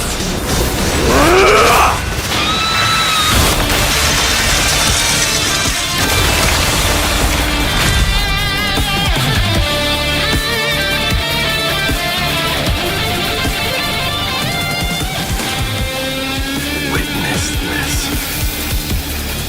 New god has come to Castrum Kremnos.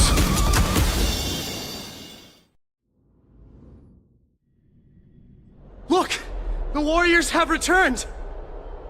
But are the rumors true? Has Ornyx fallen? It's as the Council of Elders said. We face a dangerous threat. Yet They really gave the core flame of strife to a Kremnoan at the end. What a noisy crowd. This, doesn't feel right. It's probably because Ornyx is gone. Ornyx was a generous titan in the eyes of the people. They graced us with miracles, allowing humanity to reap many a convenience from the past. What they don't know is that the Titan didn't do all of that of its own volition. Regardless, the Titan has fallen, and we must surrender Ornyx's core flame. A meeting with that woman again so soon? I just can't catch a break. Professor Anaxa, why don't you find someplace to rest for matters that require Aglaya's attention are piling up? You two meeting again will, forgive my honesty, only distract her. Just try to stay on your best behavior. That's not up to me, I'm afraid. I've been trapped in her prison the moment I set foot in this holy city. The price of having a Titan living in my head. Don't worry, I don't want trouble either. Professor Anaxa can be a bit unrestrained. I'm sure you don't need my help handling Ornyx's core flame. So I'll be up. It somehow feels like D has closed himself off even more after he completed his trial. Yeah. A lot has happened in the past few days. You've been lost in thought for a while now too, Treeby. Yes. She has found Trian. She was at the bottom of the valley outside the temple. But that's where the good news ends. I'm sorry. It's alright. They also found someone else besides Trian. He was no better than a corpse when Trinan and Hyacinth arrived. He had suffered more cuts than could be counted and leaped off a cliff from a great... What a brave soul. Yes. It's Krateros.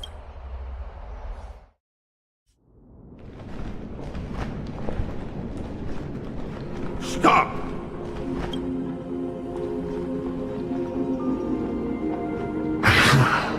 If you want this girl dead, you'll have to kill me first. How ludicrous.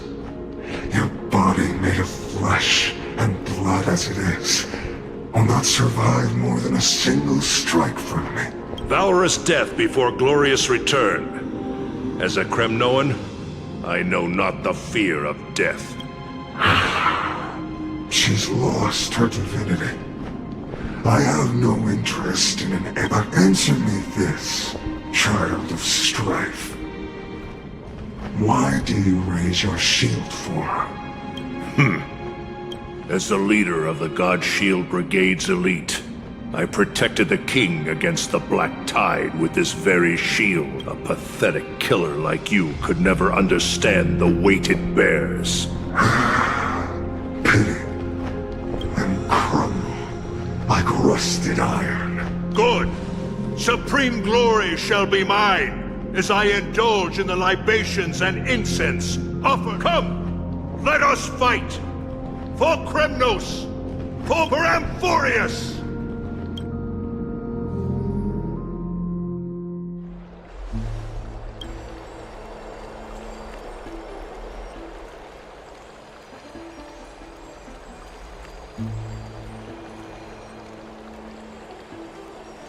We foresaw this cruel parting 1,000 years ago.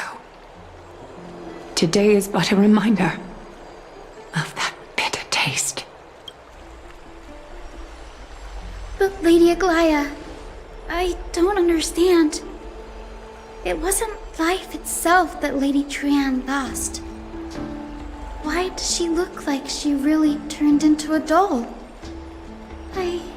I don't understand. Don't be sad, Hyacinth. Trian has used up her borrowed time from Yanis. Her spirit is now riding the west wind, flying ahead to a world free of sorrow. If a world like that truly exists, does that mean everyone from the Grove is there too? It exists, Hyacinth. Do you not remember? The prophecy that guides the Chrysos heirs, that loves all of its creations dearly, and would never bear to lead us astray with love.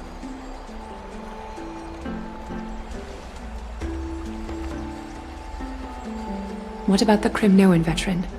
How is he doing?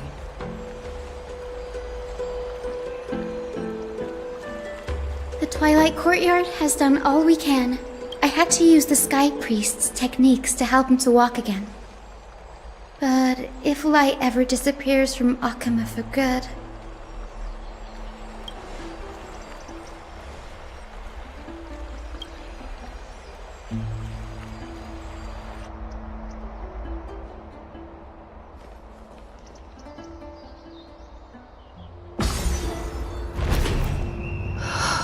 The parting hour is upon us. Yet the golden thread runs slack. The heroes have returned with their spoils. Everyone, please take this opportunity to rest and prepare for what awaits us. You've returned unscathed and brought tidings of triumph. Truly a moment worthy of celebration.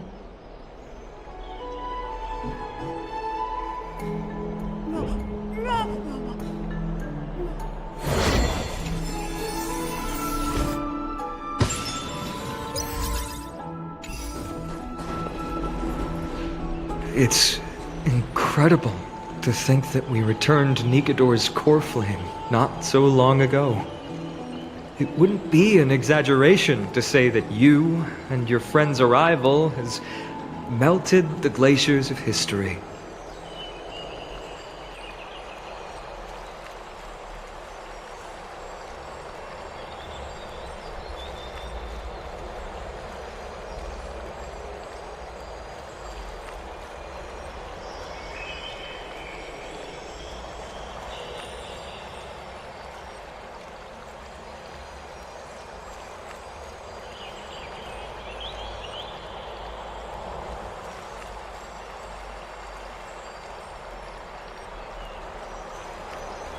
You could say this is the true face of history.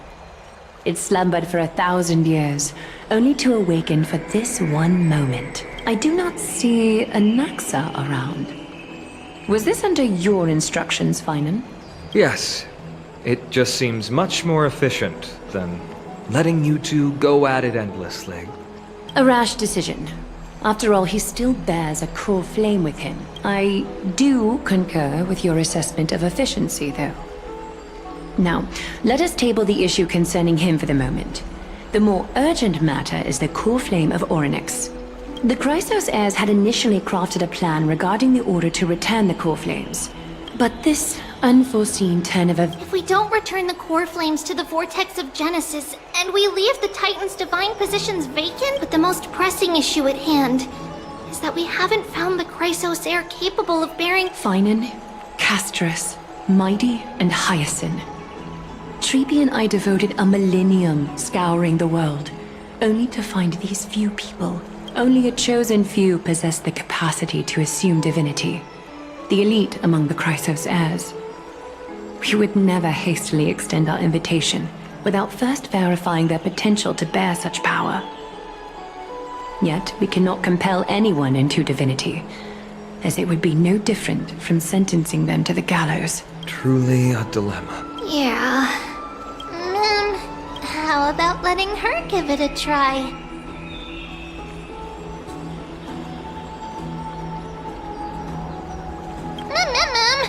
Mem special mem.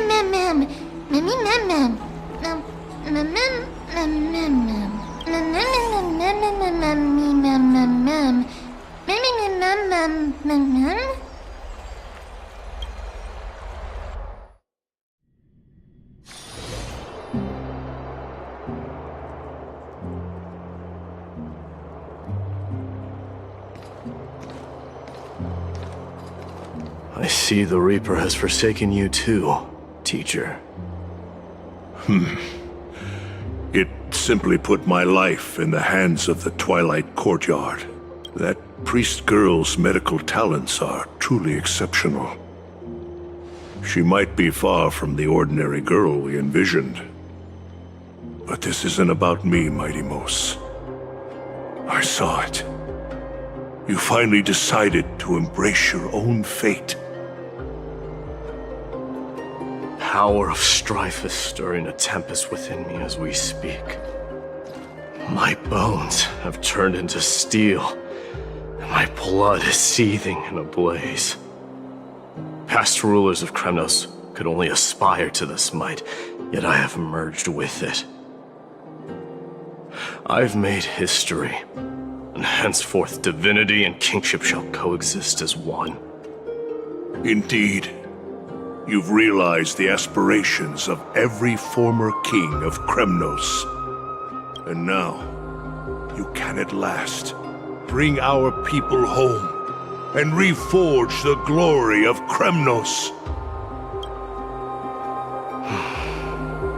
Unfortunately, I harbor no such desire. What? Over 2 millennia past, devotees of Nikador's might banded together beneath their feet and erected a city of their own. Ever since then, Kremnoans have served as the blades wielded by the god of war, following the Titan's path in its conquest. Yet, gazing upon our history through the lens of my newfound divinity, I now see it with unprecedented clarity. This history is sheer absurdity and inferiority. People surge onto the battlefield like ants, plundering and slaying for their own greed, only to be trampled upon like ants. The city and the beliefs that Kremnoans hold so dearly, alongside the supposed tradition, mere anthills that could be crushed with a single touch in the eyes of the Titan. Are you trying to strip Kremnoans of the pride we've amassed over thousands of years with mere words?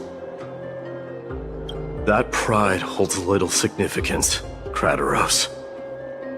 Now that I've assumed the divinity of strife, my next step will be to renounce the title of king. No! Convey my message to every Kremnoan. This is an order. Do not do this, Mighty-Most! I beg you! Our history commenced in the year 2506 of the Light Calendar, concluded in the year 4931. I, Mighty-Most, last king of Castrum Kremnos, son of Gorgo, do hereby proclaim the Kremnoan dynasty comes to an official. You have killed us. You have killed us all. No. I am granting you a new beginning. What is this? My mother's signet ring. It served as a symbol of kingship. Take it, and rally those who have lost their identities. Convey the words of Mighty-Most, now ascended to divinity. You no longer need to chase fleeting honors or face death on the battlefield as if it were your sole destination. However, you must adapt to fit into the city you once observed with indifferent eyes. A cruel fate awaits Amphorius. No matter how illustrious a dynasty may seem, crumbles to rubble and gravel before formidable foes. Yet, you shall tread the only path out. One that— Why task me with being your messenger? Why not explain all this to them yourself? Because only humans can guide the path to be trodden by humans. It's not the lot of humans who crave the power of gods and spiral into madness for it.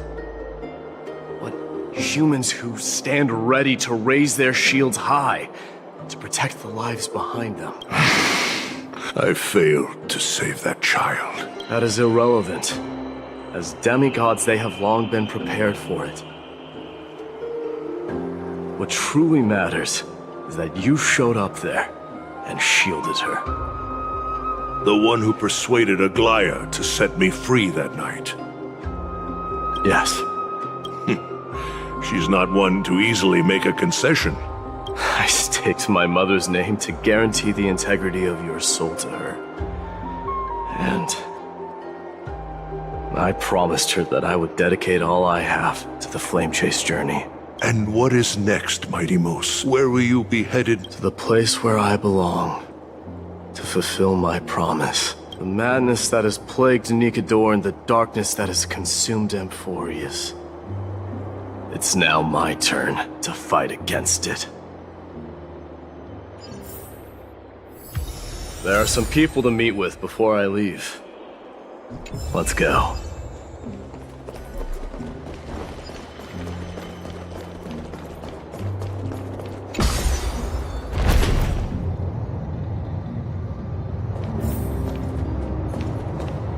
Take a look. This is pure genius in action. Feeling lucky. Instant numbers! Upgrade configured.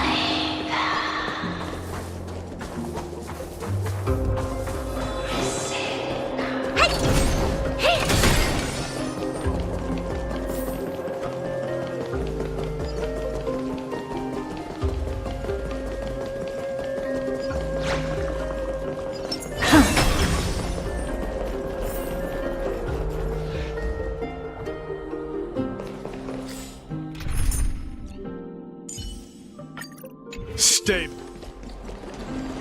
Submit or die.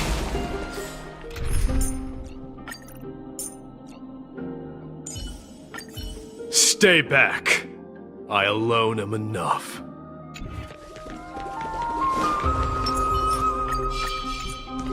Submit or die. You're here, Mighty-Most. It seems that you are prepared. Yes.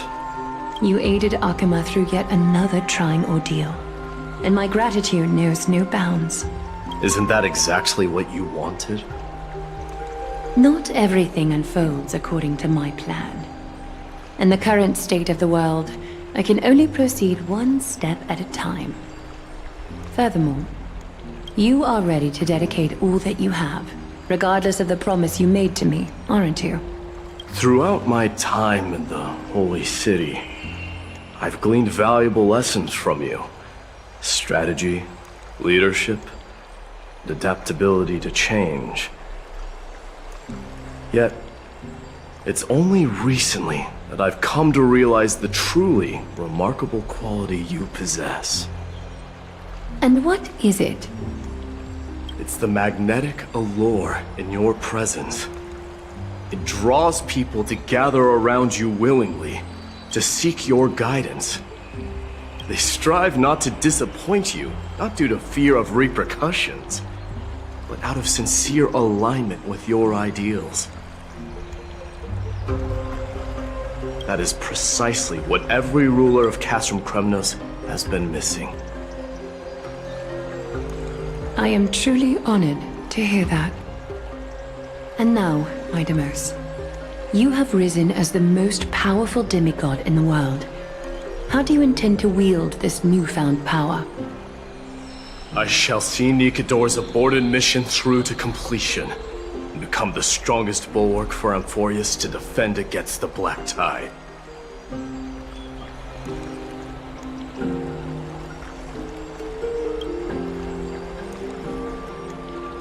I will secure enough time for the Flame Chase journey, until you manage to lead everyone to reach the miracle of Genesis.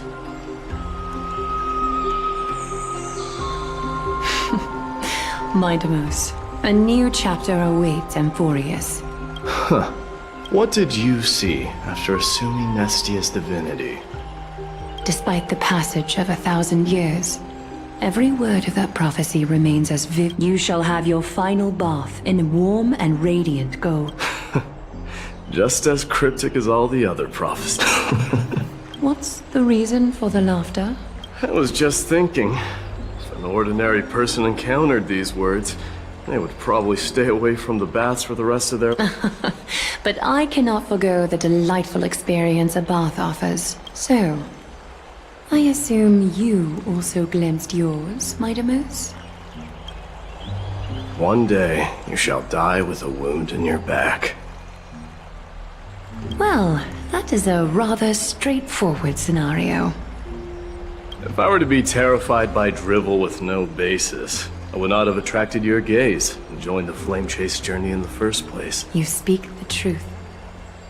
May you be destined for a powerful fate. Farewell, mighty.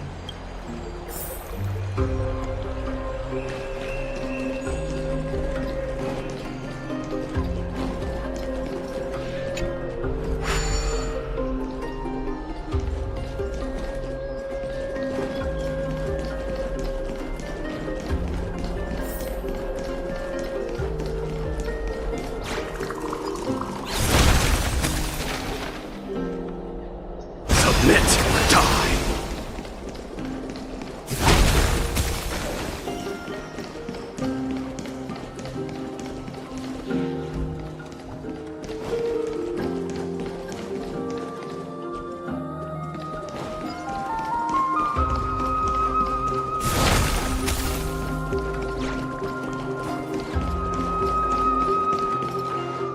Is Lady Trebios not here?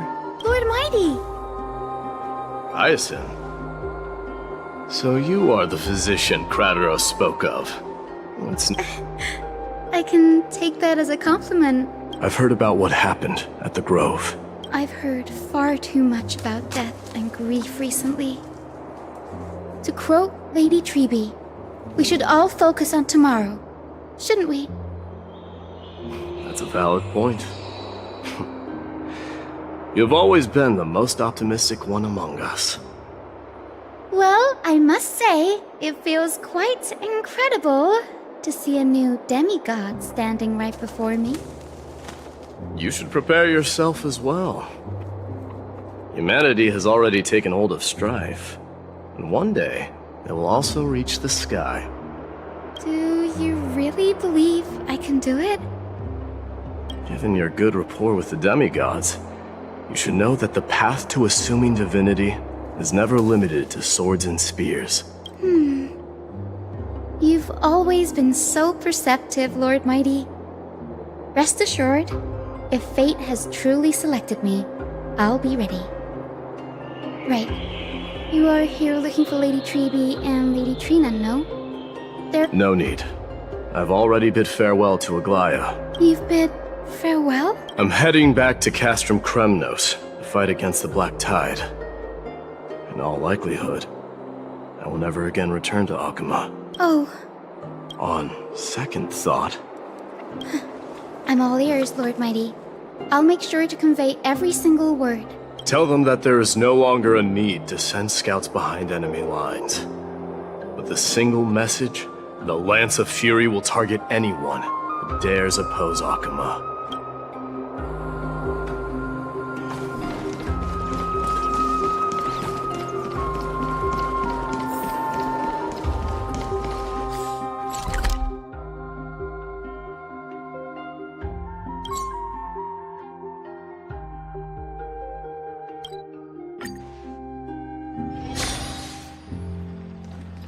Submit or die!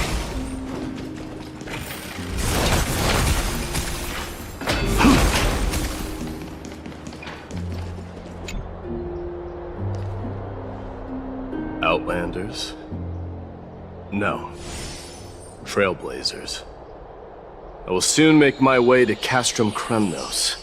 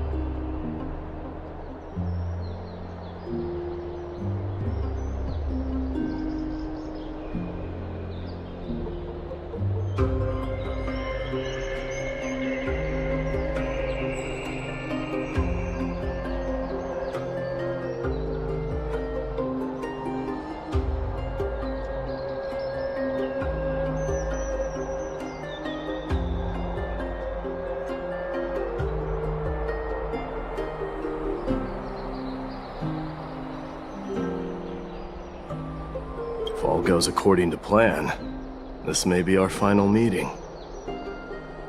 I just want to let you know that I appreciate everything you have done for Amphorius.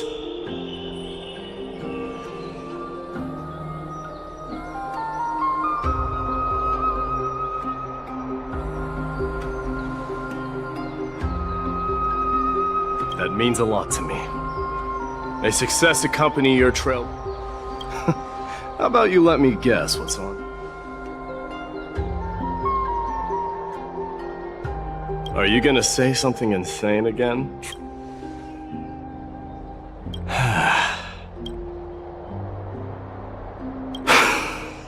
Now that I bear the divine within me, I can get the vague feeling that you have a great significance for the future of Amphorius. With this departure, I fear that I will never again return. You have my gratitude. Yes? Sure, let's do it.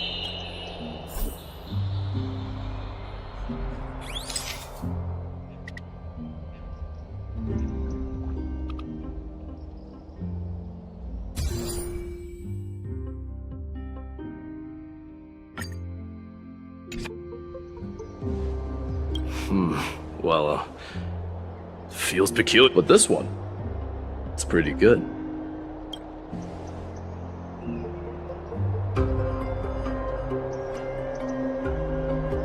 I wish the same for you during your time in Amphorius.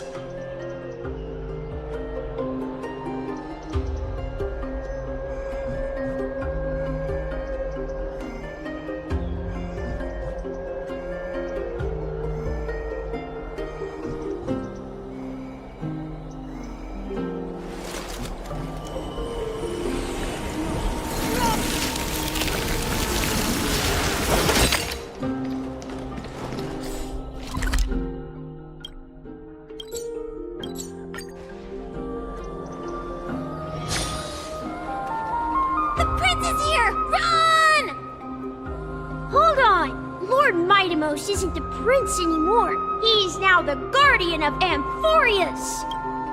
What's going on?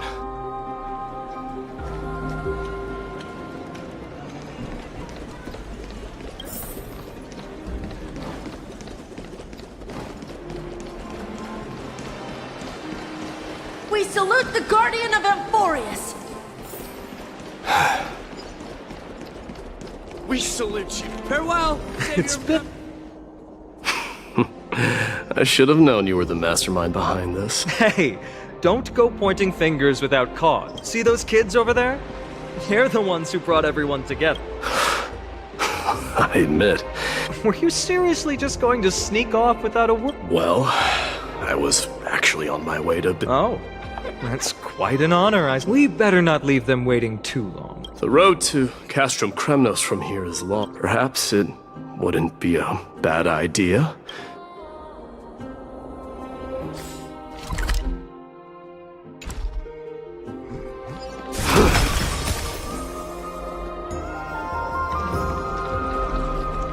I think I see Have a safe more journey. than just the Kremnoans here. We salute you. Farewell, mighty You're now the guardian of Amphorius. I'm thinking maybe it's about time the god of strife gets a new name. Farewell. How about mighty the mouse. god of solidarity or preservation? Donghang. All right. It's about time for us to part ways. Any final goodbyes you want to share? This might be your last chance. Why so quiet? I thought divinity would wash away some of your sentiments. Do you truly feel as carefree as you seem? Or is this just a facade you wear? You know what? You sound just like Aglaia at this moment. But you're not off the mark. I just thought that putting on a nonchalant front for this occasion... I can see through your deception, even without the power of mind reading. Am I really that terrible at controlling my face? Well, with that said, thank you for aiding me in defeating my archenemy. No need to thank me. This triumph brings no delight, nor does it signify closure. Indeed. In the end, I still haven't unraveled the mystery behind that black-robed sword. Maybe I've never managed to cut off my destiny. But that matters not. Pain may be cured, but scars remain. This should not be effaced. Even with the divine might of Ornyx, you cannot stop the past from leaving its marks in our blind spots. Can you genuinely let go of everything as soon as that swordmaster is dead? That's impossible. Revenge is merely an obligation that must be carried out. You're right. Look forward. Chew up and swallow your past. And make sure emptiness and bitterness are not the only flavors you know. Remember that there is a whole world behind you waiting to be saved.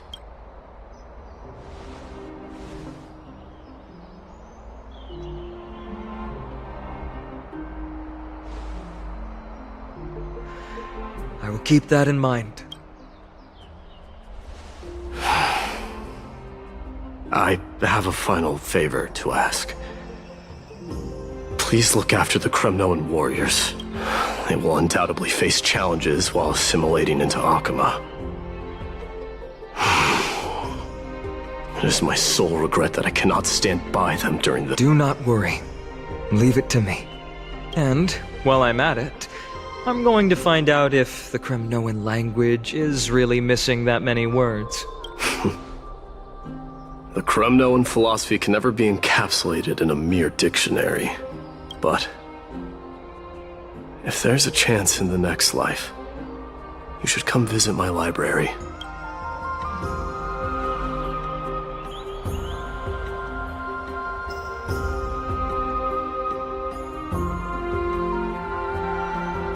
I'll be on my way, Deliverer.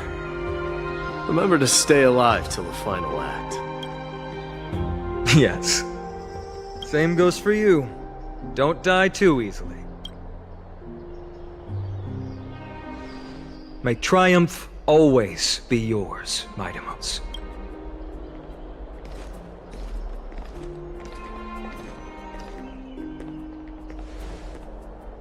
Oh, right. One last question. Go ahead. You better not leave any regrets behind. Are you the one who told Cartonis about the signet ring? Well...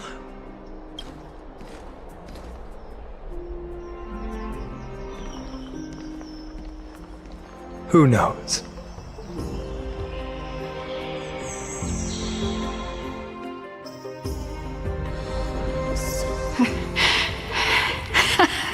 Get up, my son. You should. Yes, Mother. Mother, there's something I want to ask you. What is it, Mightimos? Why must we learn to fight? It is for glory and honor, my son. For Kremnoans, mastery of swords and spears is ingrained from birth. And the battlefield is our destined end. Is that really? What makes you say so? Because you don't sound entirely... You're right, Mightimos. I once believed those words, without question. It was at that moment I realized how everything I believed in was utterly hollow.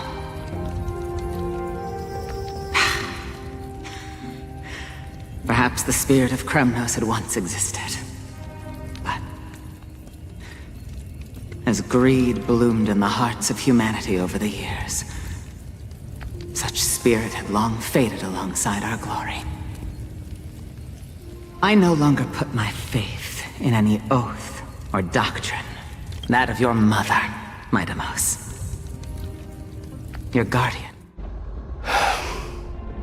That dream always ends there. The journey back to Castrum Kremnos is proving to be longer. Krateros said that shortly after my fall into the sea. My mother challenged my father to a duel. She died through father's treachery, and yet each night she would show up, waiting by the flickering firelight. But now, and now, I too am left with but one role. It is time for this journey to reach its end. Look! Mightimos is back! Glory belongs to you! We've got fresh pomegranate juice. Welcome Want to back. try some? We meet again, Your Highness. Welcome back!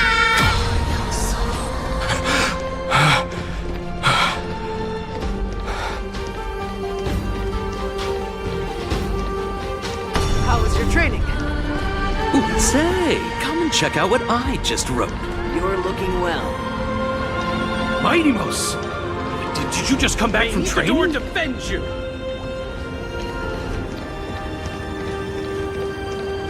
It's been a while. I'm gonna beat you at the festival.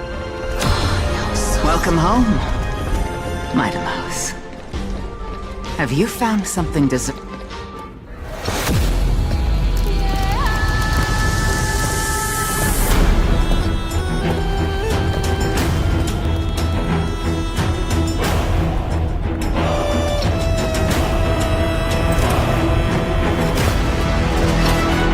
The son of Gorgo will be crowned in blood! The son of Gorgo will be crowned in blood!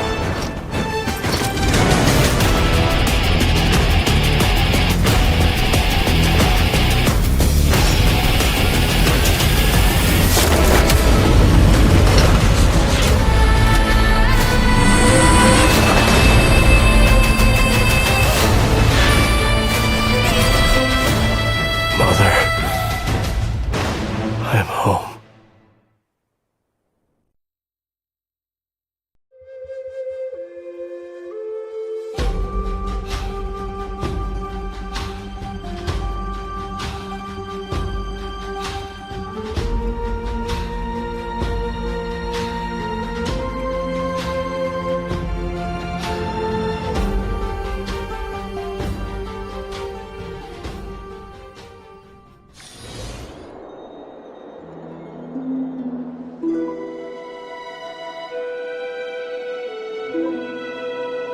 smell sunlight and the wind of Akama. This was your favorite spot, wasn't it, Trian? Lady Trian, why did it have to end up like this? Take it easy, Cass. Departure is a part of life. It's just that ours isn't as tumultuous as it is for ordinary folks. When we started our journey, Yanis had already provided their prophecy. Just like how that Titan divided themselves to create the countless passages in the world. It's only natural for us to follow the same path since we inherited their destiny. If you don't mind, Treeby, are you still willing to unveil that past for us? The past regarding the prophecy? What do you seek to learn, Snowy? Mightimos has left the city to face his own fate. That is, the fate of every demigod. We will all eventually let go of our past to follow the same path as his. So, what I want to know is, as Amphorius' first demigod, what compelled you to take the first step on this journey? And what has sustained you to make it this far without looking back? Despite the fracturing of your body and the numerous departures you have endured.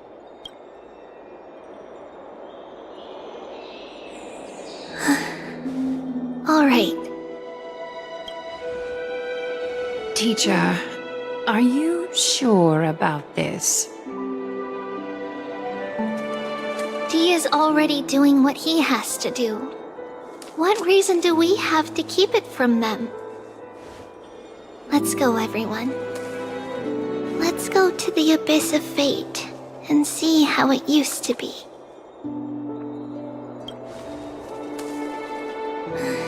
Then we will leave it to you. Trinan, would you mind? Treeby, are you not coming with us? I want to stay here with Trian for a bit longer. I see. We'll be off then. Since you have made your decision, then let's proceed as you wish. See you later, teacher. Cass, are you not going with them? No. I'd prefer to remain here to accompany Lady Trian.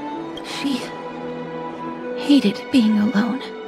What's this? A little gift that I had hoped to deliver to her personally. Though fate had other plans. Oh. So you saw us arguing that day? Yes. I figured Lady Trian would like it a lot, so I bought it. I see. Cass. You know, I recognized it immediately that day. It truly is an authentic piece from Yanisopolis. Then why? It's just that Trian had forgotten far more things than I. For example, she forgot that this glass object meant something unfortunate according to the traditions of our homeland. I'm sorry, Lady Treeby. No need to apologize, Cass. At that time, I simply didn't want her to be trapped by our past. But now... it might just be the perfect gift for Trian. All shall bid farewell to one, and that person alone will witness the miracle. While you and I have long accepted this absurd fate, they remain fresh and inexperienced. Teacher, don't let the weight of that cruel prophecy crush their spines. But it would be even more cruel if we allow them to ignorantly fall before the gates of the new. They will eventually need to know the truth. We just need the right opportunity. This, to me, feels like the right opportunity. So, this is how the Temple of the Three Fates looked back in the... At this point, Yanisopolis still resides under Aquila's protection, yet it is already fated for decline. Is it because Amphorius has entered Era Bellica? Yes, strife remains distant from this part of Amphorius right now. But in 5 years' time, at the same entry hour, this temple will become the source of another war. Then, where are you at this time? Right over there. Why does she look somewhat different? It's because we don't quite recall how we used to look. Oh, my apologies. Please don't. We should be the ones apologizing. Come, everyone. It's time to witness our last conversation with Orynyx.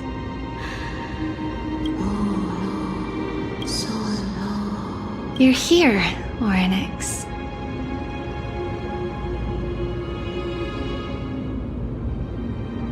This is our memory, so your senses are also aligned with the Trebios of that moment.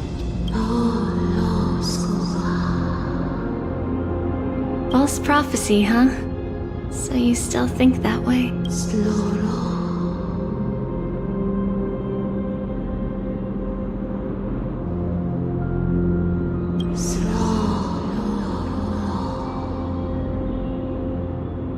But the black tide has already arrived, and Yanis remains in slumber. If even the god of passages, known for guiding mortals, cannot resist this catastrophe, then...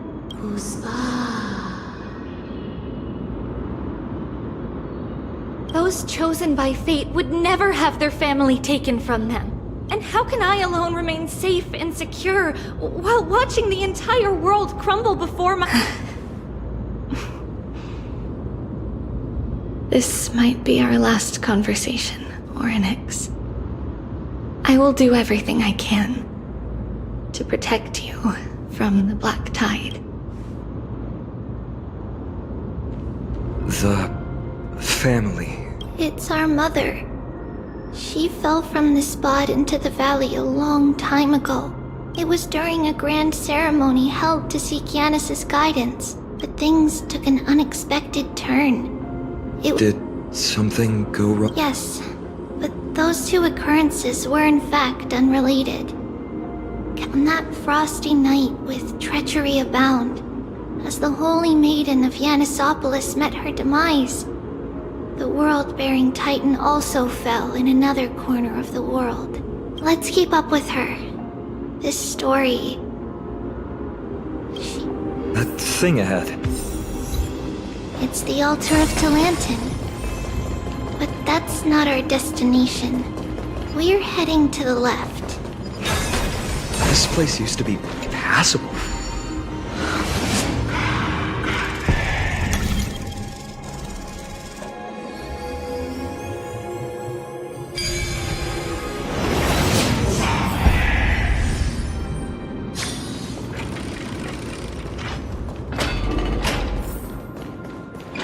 I never thought there would be such a hidden space in the abyss. Is this Yanis's maze that Trinon used for divination in the past? Not only that, it also serves as a lock. Our childhood abode lies sealed within.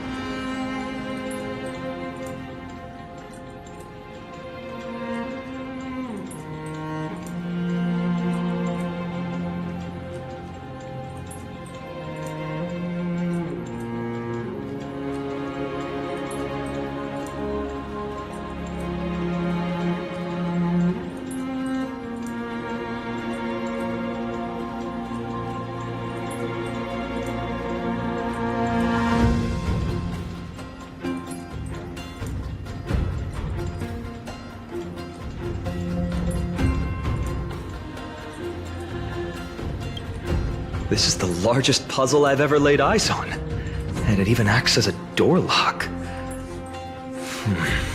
Should have expected something like this in the homeland of puzzles, I suppose. So, how are we going to solve it? Just follow the designated path and let the stone ball fall into the pool twice. Seems pretty straightforward. Even Mighty might be able to complete it in a single try.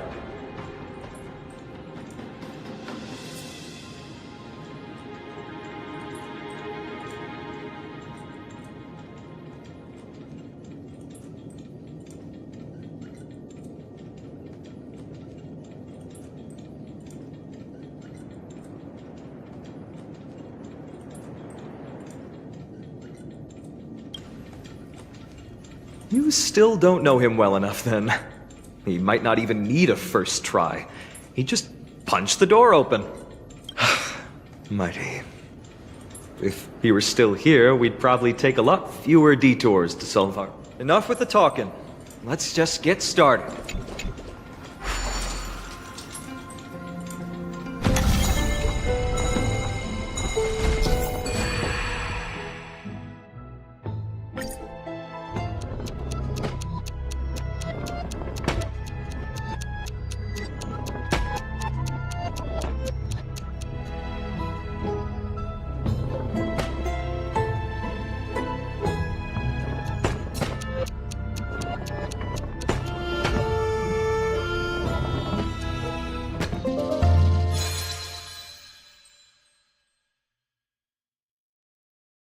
Impressive. You too have the makings of a high priest now.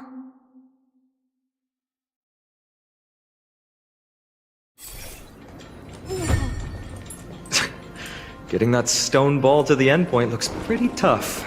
My hands are shaking just from looking at it. Will Orynyx see me?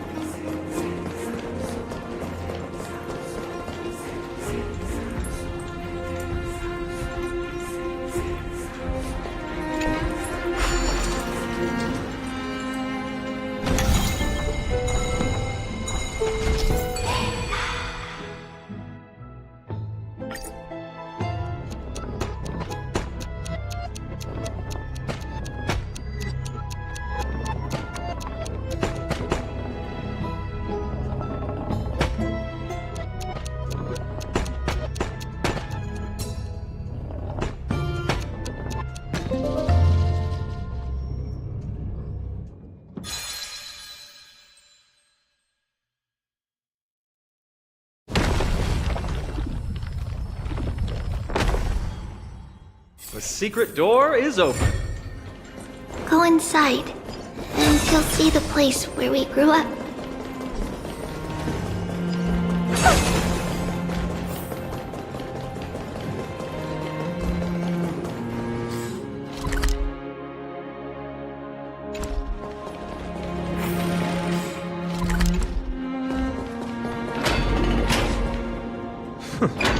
You grew up in a place like this? By the time we were born, the role of the Holy Maiden had already diminished to a mere title. To maintain appearances, those in authority added some embellishments.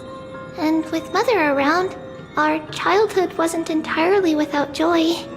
Even so, I still find it hard to imagine. 20 years can go by in no time. Trinon, for most people, 20 years is a long period of time. Right.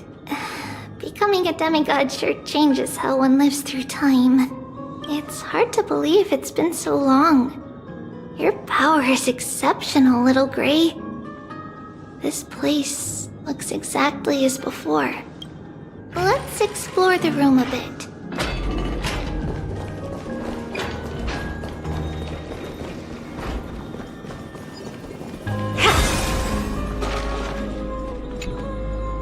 There's a blackboard here. What's that drawing on it? That doesn't ring a bell. It should be something we invented during those 10 years. It has been approximately 10 years between Kefali's prophecy and this moment when we are about to set out. We were raised in this temple complex and had never stepped outside the gate of infinity. To understand the outside world, we spent much of our time acquiring knowledge and developing a few inventions along the way. Sadly, the inventions served no purpose except to deliver letters, and the knowledge we gained has all faded away by now.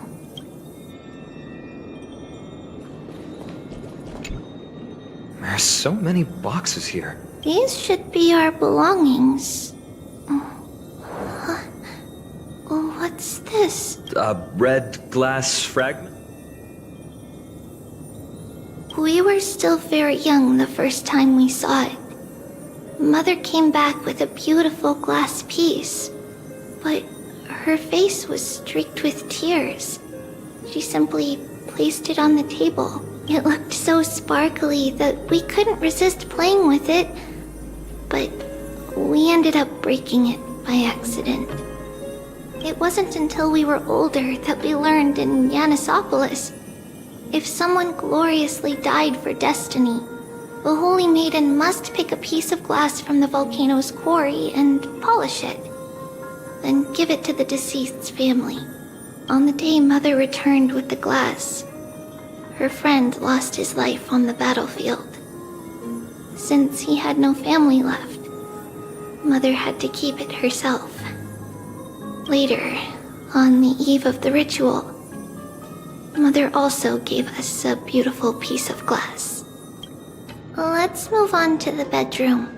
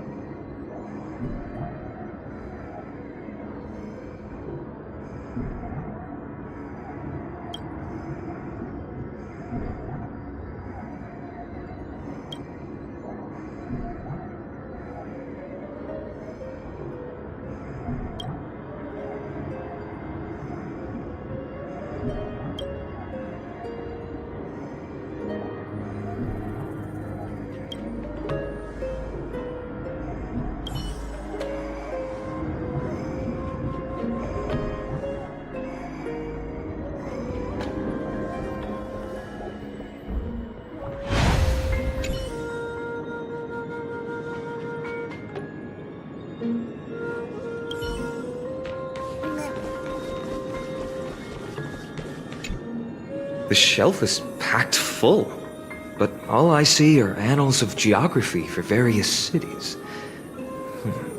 There are also documents about various kinds of Titan worship. Because we believed that we would need to travel great distances to convey Kefali's prophecy to everyone.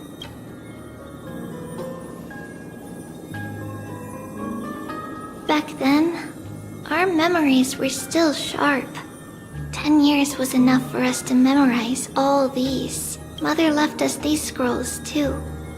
When we were young, she would read them to us as bedtime stories. Her stories were so engaging that we could vividly imagine all of Amphorius in our dreams. Unfortunately, only after Mother was gone did we realize that what was written in the scrolls was far from...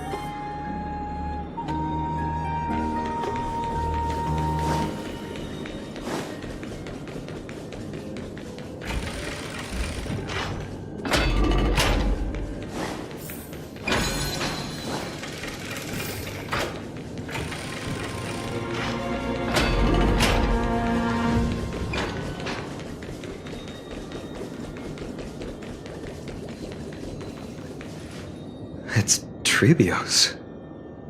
Just as expected. It's time to get going after all. Mama, are you going to that ritual tomorrow? That's right, my sweet girl. What's the matter? I wish I could go too. I have something to ask Yanis. Oh. What do you want to ask? I want to know how to chase the black tide away. Ah, I see. Unfortunately, it's a secret ritual, and only I can preside over it. If you want me to consult the Titan on your behalf, you'll have to promise me something. What is it? Be a good girl and go to sleep now. And whatever you dream of, don't be afraid. Just sleep through the night until morning comes. Until the next time Aquila opens their eyes. Can you do that for me? That's it? Of course I can! Trebios is the most amazing holy maiden of Yanis! Well, little holy maiden. But... Because... this ritual might take a long time. How long? Tomorrow, my sweet child. If not tomorrow, then the next tomorrow. If not, the tomorrow after that. But if I still haven't returned for a very long time, that means the ritual has succeeded. It means I found a way to chase away the black tide and reach the new world on the other side. But for various reasons, I can't return to bring my sweet girl with me. But I'll be waiting for you there. As long as you stay brave and kind, we'll meet again in that new world.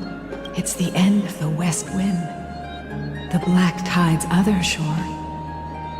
A radiant sea of flowers, blessed and protected by the gods. In the rosy horizon, you'll see a silver-white shoal. It marks the end of your voyage. Wow, that sounds just like the island from my dream. Oh, I know. I'll turn the moon into a ship and the stars into sails to go find Mama. Pinky promise? Pinky promise. As long as you sail toward tomorrow. As long as the sun will rise for the next day. Our wishes will come true together. If the final murmurs of the Titan are true, if such a place really exists on the shore beyond the black tide at the end, then our promise still stands. Please, wait for me, Mother. After those 10 years of darkness, when Aquila opened their eyes for the last time, we finally set off. Where did she go?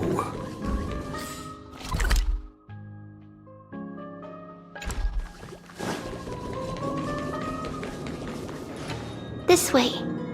Now, we'll go through this shelf. But how? With Yanis's power?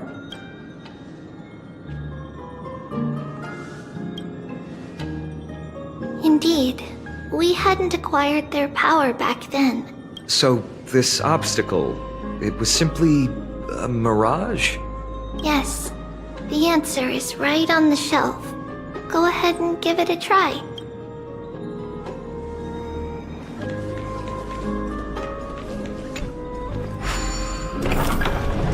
It's a secret passage. It was a secret passage prepared by the Holy Maiden's supporters for Mother and me as a precaution. And now, it is turned into our passage to escape, just as anticipated.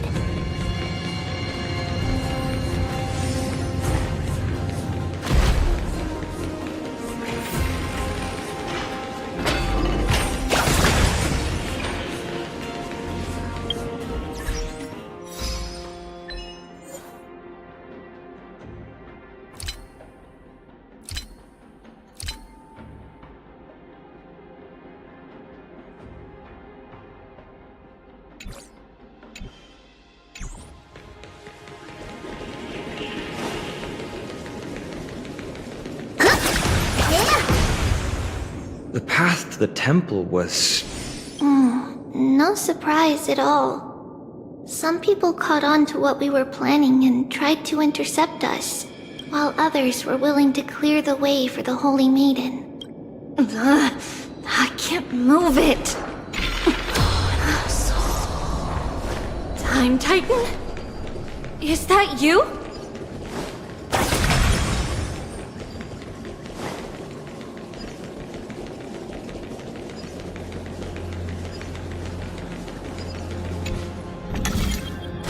Just like this.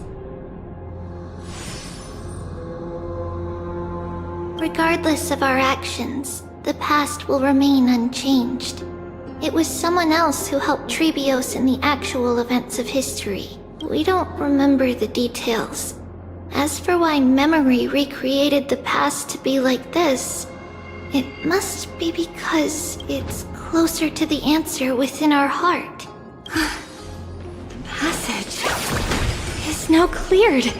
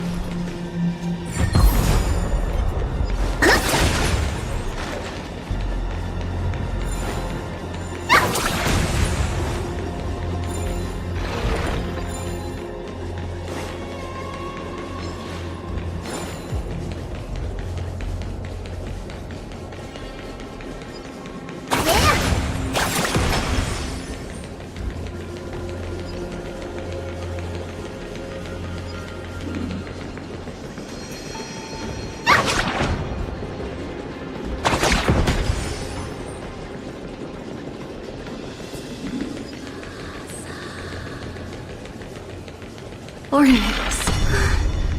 Thank you, nameless god.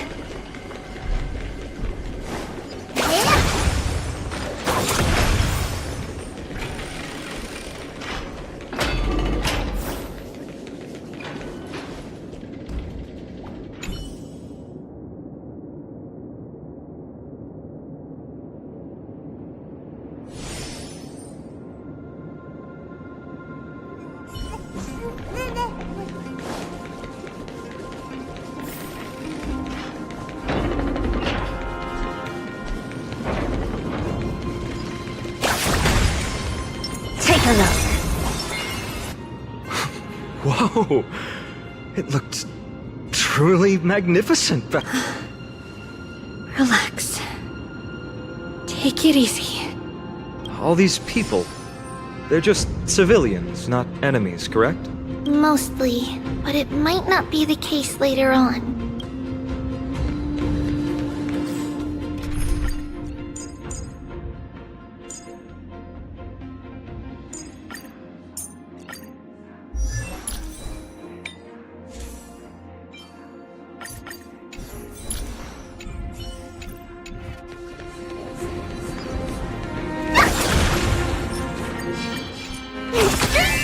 Feeling lucky. Hey, little ones. How did you sneak in here? Shh! Please keep it down. We had to be really sneaky to get in here. Okay.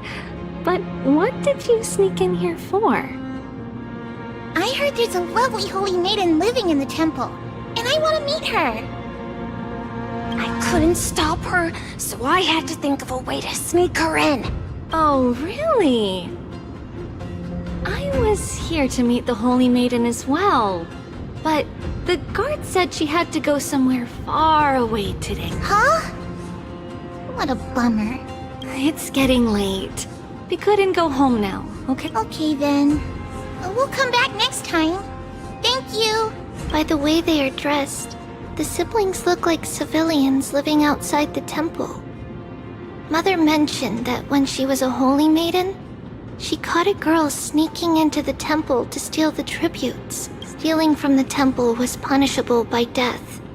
But that poor girl had no family and just wanted something to eat. Perhaps these two children are the descendants of that girl from back then.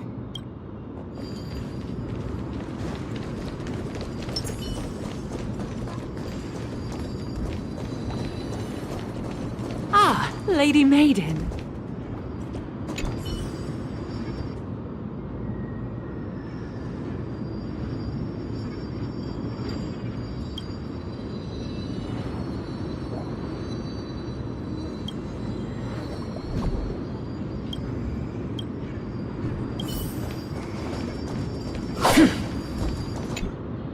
Lady Maiden, you need to dress warmer. It's pretty cold out. Let me get you a blanket. No need to trouble yourself. I'm just going for a quick walk. All right, but please take care of yourself. Your mother... It's been a while since I last saw you. I just realized you've grown into such a beauty. Just like your mother. Oh, here, have some of my sweet pastries. She used to enjoy them, so...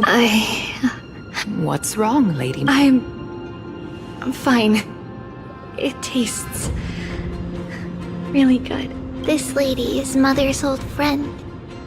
When we were little, we sometimes got to eat the sweet pastries she brought back. We've always remembered the familiar taste, and only now do we learn where it came from.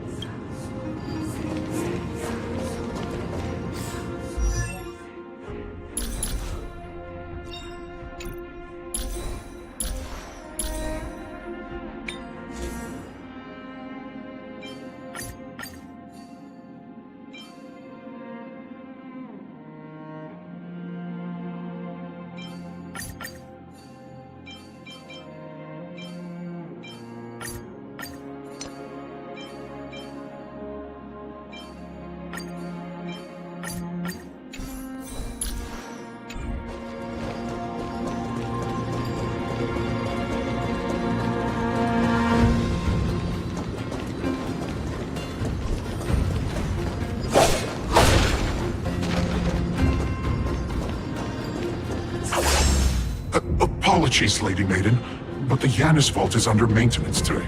Perfect. That way, no one will disturb me while I'm talking to Mother. All right then. May Yanis guide your path. The Yanis Vault? It's where Yanis's heart lies and the core flame is kept. Just enter on the left. It's also the place where Trebios was born.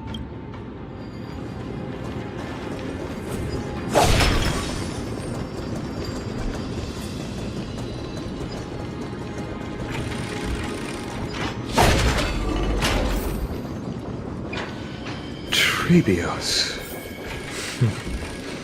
What does that name actually mean? The one with 3 lives. Mother believed our birth was blessed by the 3 titans of faith. She named us thus to express her gratitude. Looking at how things have unfolded, fate might have had a role in it. Finally, the Yanis Vault is right ahead.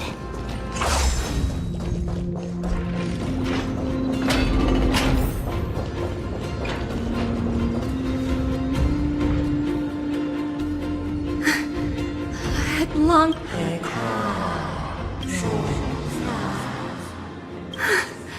I knew there was some sanity left in you, Yanis. Just as I thought, you too have been confined.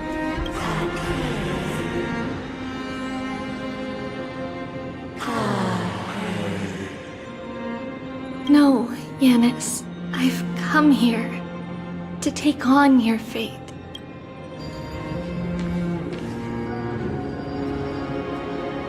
By the blood of the Lamb and the strength of my blade-wielding right hand, I am Trebios, the listener, the announcer, and the witness of the prophecy. I, the Holy Maiden of Yanisopolis, the Walker of the Infinite Paths, have come forth to assume your duty.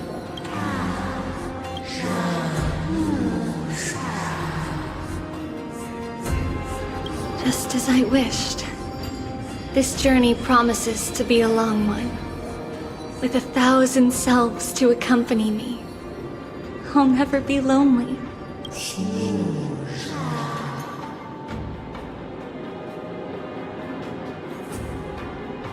No matter. My hands are not made for bearing arms. But my feet are destined to embark on a journey for the benefit of all.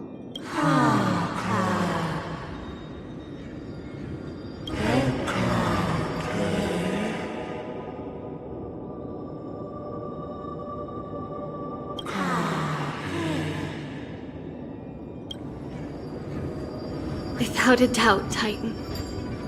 Let the prophecy shatter me, so that I may open a myriad of paths for this imperiled world.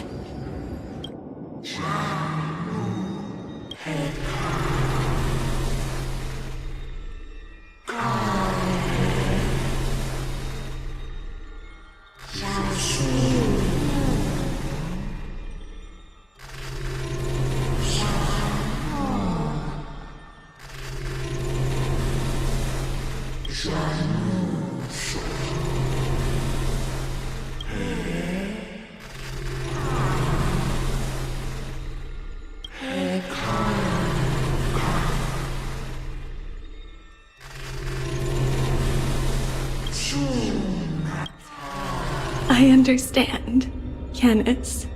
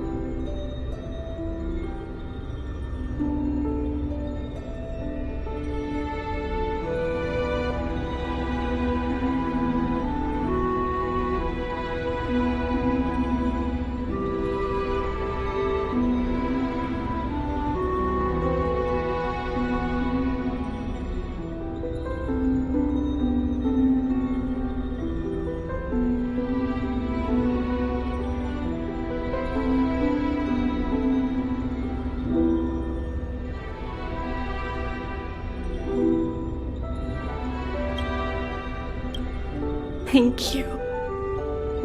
Now, may you rest well.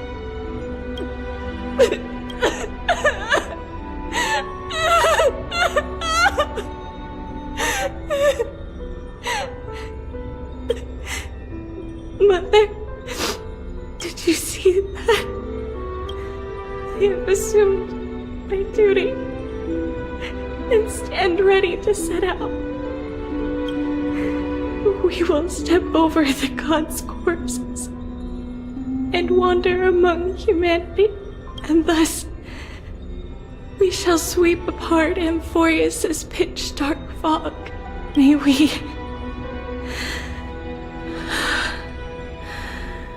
the world follow the myriad paths trodden and reunite at the end of the west wind, where flowers bloom in spring. Mother, I shall see you tomorrow. Who dares lay hands on the core flame? Drop your weapon and surrender at once! I knew this would come. It's opening up! Move aside and get ready! The Holy Maiden?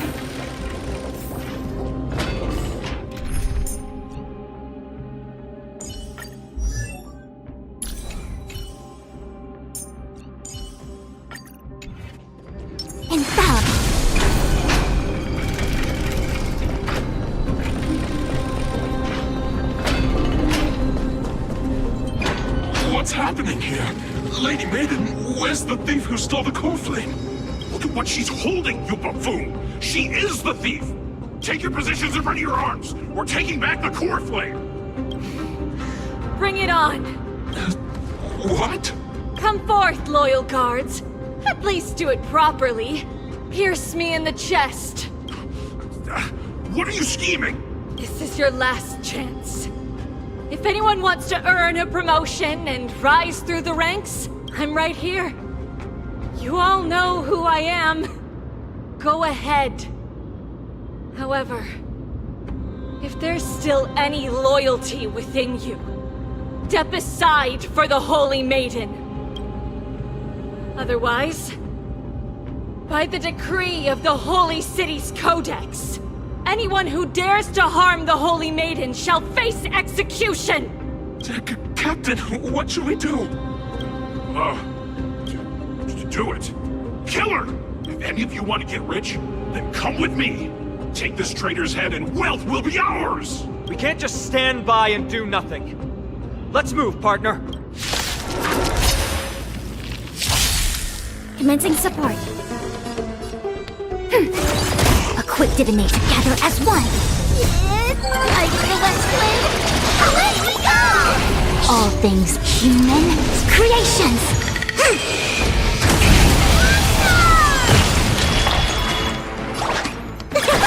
Another destined for oblivion. Ready for another?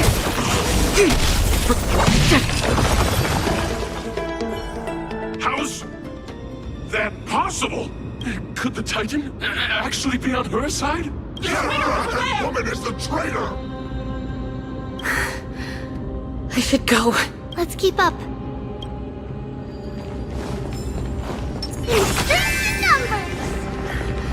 Path is opening up for me. Oh, Yanis, protect me.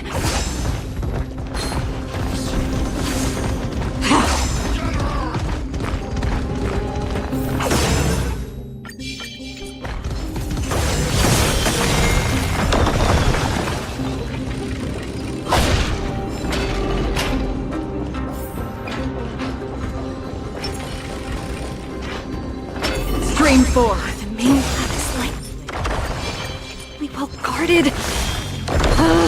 What do I do?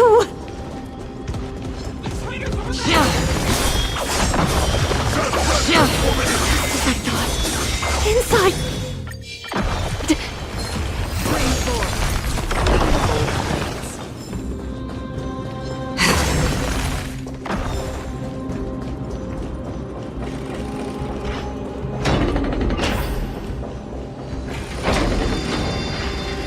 There are guards here too.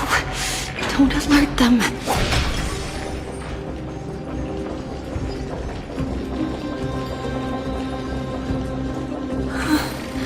At long last.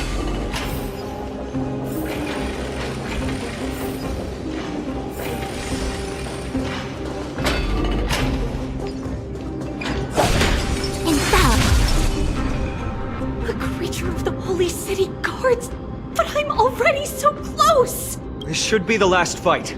We have to help her get through. But I don't get it. This has been puzzling me for a while now. Who has been aiding Trebios in her escape?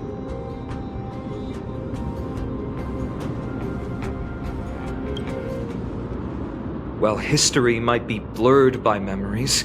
Seeing how the whole city is hunting her down, she clearly had no allies. If she pulled it off alone, were we too involved in this process? Trebios had been on her own since she entered, but what did we truly mean to her? You'll find that answer at the end of this In that case, let's focus on the mission at hand now. Let's do this! Enemy data signet markers activated. Time for a good old counterattack. It's come. I feel that flame. Let me go! Do we still have the upper hand?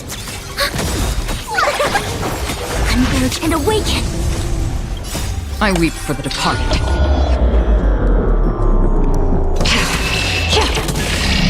It too shall fall. for oblivion.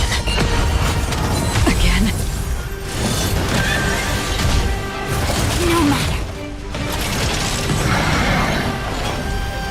Ready for another? Net markers activated. Time for a good old counterattack.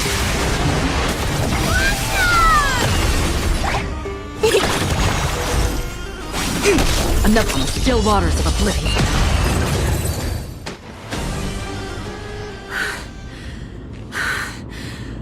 This is where my journey begins.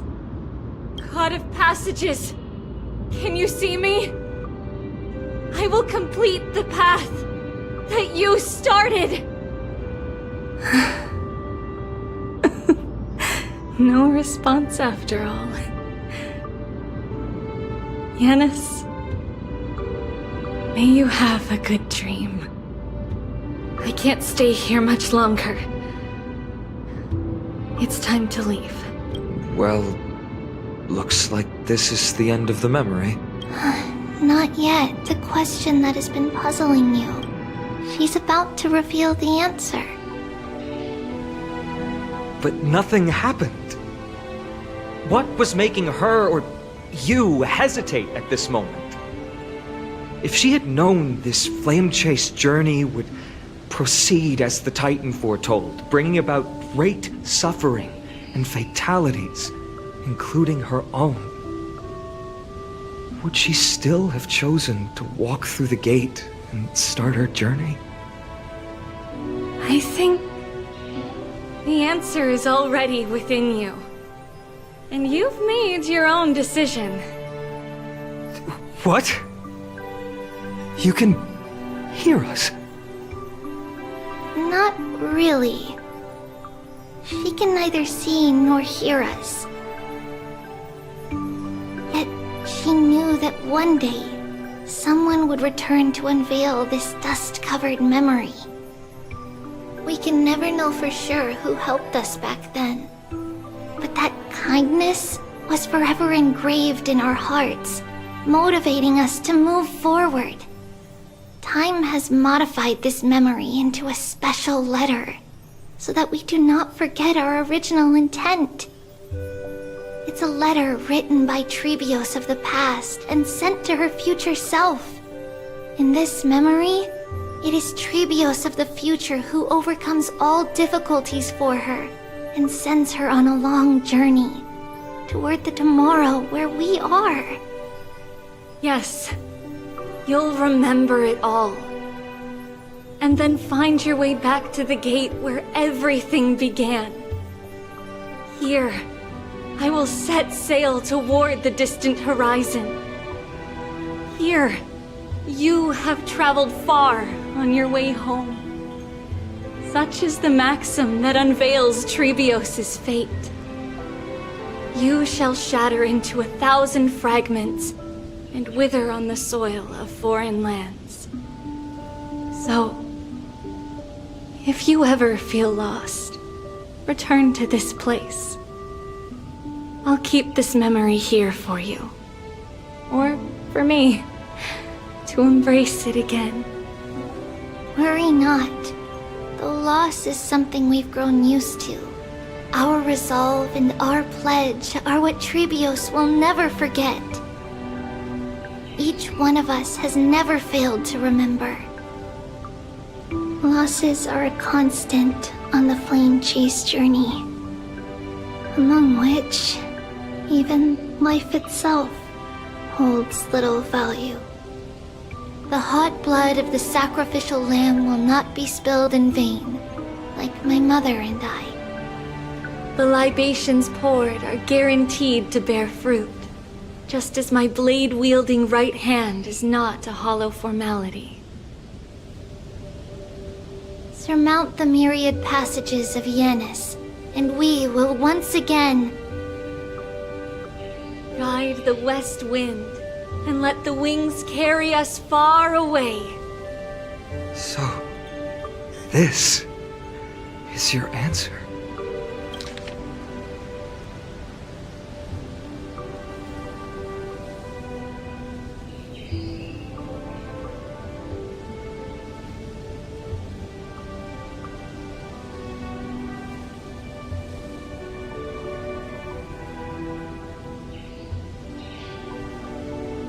The answer is already within you. What? You can hear us? Not really. She can neither see nor hear us, yet she knew that one day, someone would return to unveil this dust-covered memory.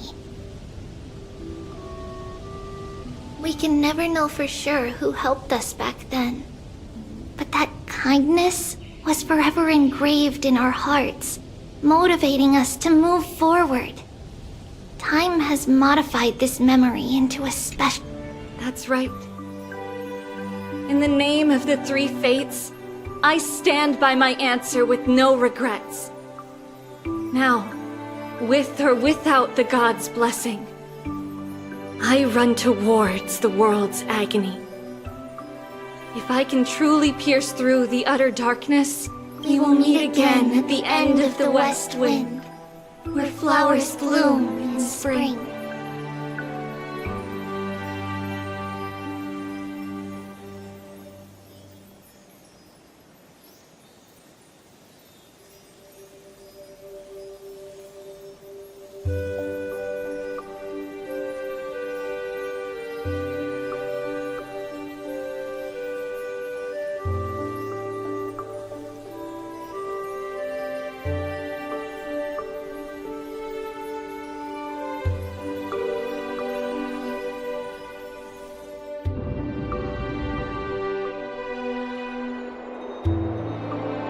Lady Treby, do you still think that everything will be fine tomorrow? Yeah, that's what Trianne would say as well.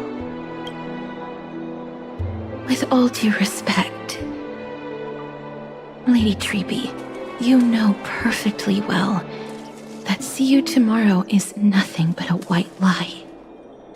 I hope your toughness is not a mask hiding a lonely heart.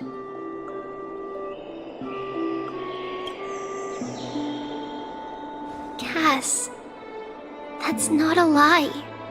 See you tomorrow is the greatest prophecy in the world. Prophecy?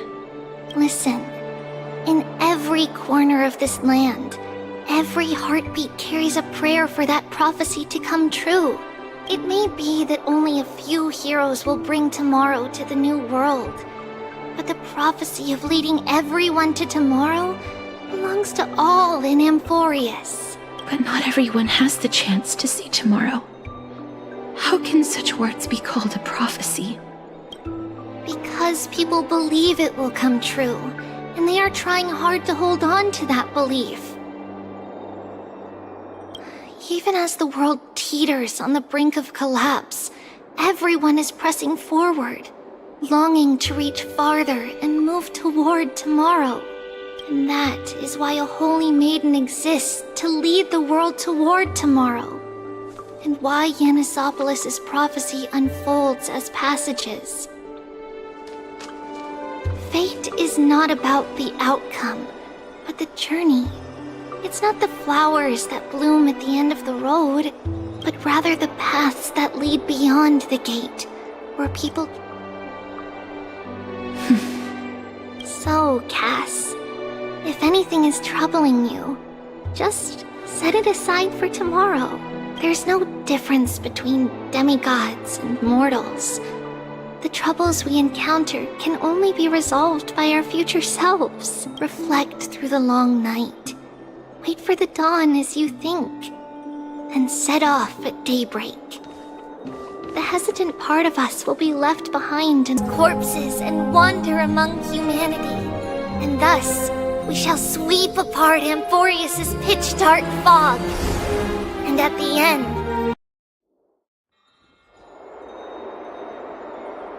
Lady Treby, do you still think that everything will be fine tomorrow? We will now continue the journey and face our destiny. We will step over the gods' corpses and wander among humanity, and thus we shall sweep apart Amphorius' pitch-dark fog. And at the end, all will reach that silver-white shoal, that end of the journey, that new world and new tomorrow. It is a haven free from storms, cold, and heavy rains. No sorrow can linger there. We've made a promise to meet again at the end of the west wind, where flowers bloom in spring. See you tomorrow, Brienne. See you tomorrow!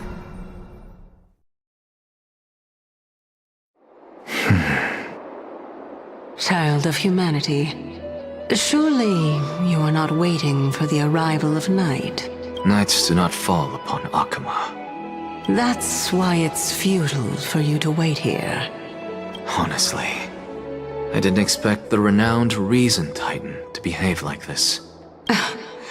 And that's all thanks to you. If your soul weren't as prickly as a hedgehog, I wouldn't have to act this way. If you were more accommodating, you wouldn't be opposing me all the time, and I could teach you more freely instead. It was you who insisted on implanting the core flame in me. Forget it. Cut the sarcasm and just say what you need to say. Fine, fine. All I want is to remind you, there's not much left in your soul. If you don't do something soon, I will have to take over this body. If I'm not worried, why should you be? I know what you're planning. You just want my help answering the question. What exactly are we? It's good that you remember. Thus, equivalent exchange. Then rest easy. The answer will soon be revealed, and you'll have to return my body shortly. Is that true? Certainly. I initially thought this extremely frail state would hinder me from getting my body back. But I didn't expect the answer to be right within it. That saved me a lot of trouble. I don't even need the black-robed swordmaster's ceremonial blade. That's certainly worth celebrating. Regrettably, I can't carry out the upcoming experiment alone. The girl who's walking with death, is she fully prepared? Be patient, Titan. If we're always so guarded, how can death reach us easily? Unfortunately, on behalf of Okima, I must ask you to slow your pace. I forgot about you. My apologies. A child's words are always carefree. I'll just dismiss these words as nonsense from a cheeky child. Come now, conceited performer. It's time to address your relationship with that Titan. What if I refuse? Provocation will only tip Talantan's scales further toward your demise. There's no need to go to such lengths. Oh, monster neither human nor divine. Don't forget that you won't dare kill me. If you snuff out the core flame of reason, what else can you use to stand against the Council? Do you two mind if I cut in? I warned you. Do not interrupt me. I just have been meaning to ask. Does death really matter to you? What do you mean? What I mean is, before I implanted the core flame into your heart, you were already a silent, cold corpse.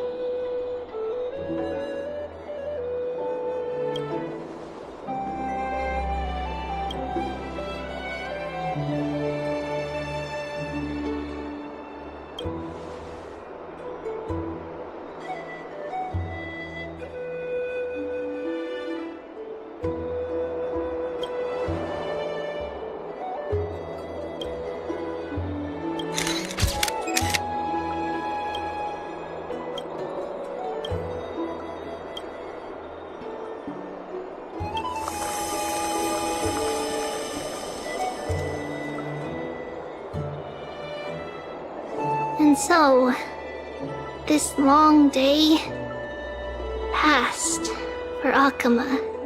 Some people arrived, and some left forever. Just like every other day of this journey, where we, stumbling, move forward. We have long been prepared. If we are to chase the flames, then we must grow used to farewells. And yet, no one back then could foresee death. Its arrival would always be so sudden and so momentous. Even little Gray, coming from beyond the sky, could not escape the Reaper's two hands. And what people gained and lost in that trial of death was far heavier than life. It's just like the destiny that the prophecy revealed for Cat at the end of the Sea of Flowers. The souls of the living shall warm thy fingertips. And after an embrace, there shall be eternal separation.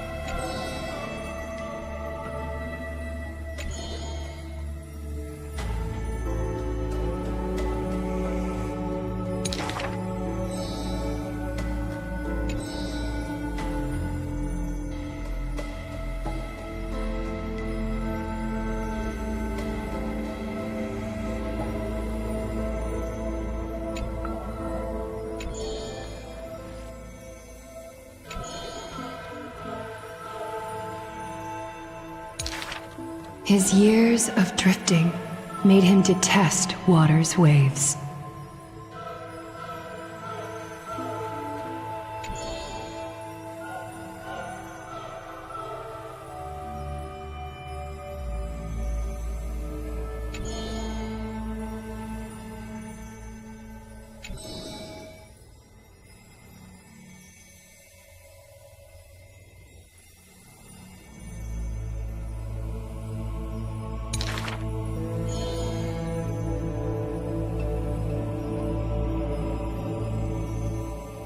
blade that can cut through the mighty must be enough to slay gods.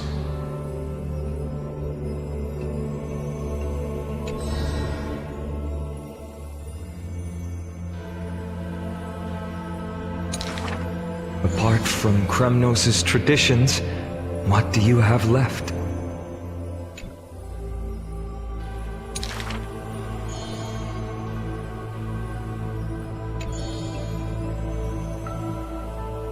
That is why I walk on this path.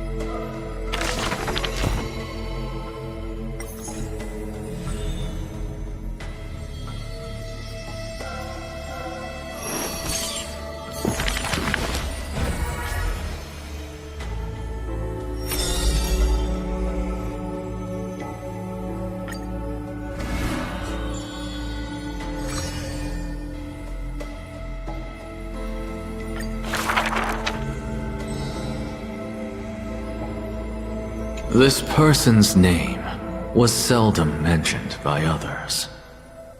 Incomplete.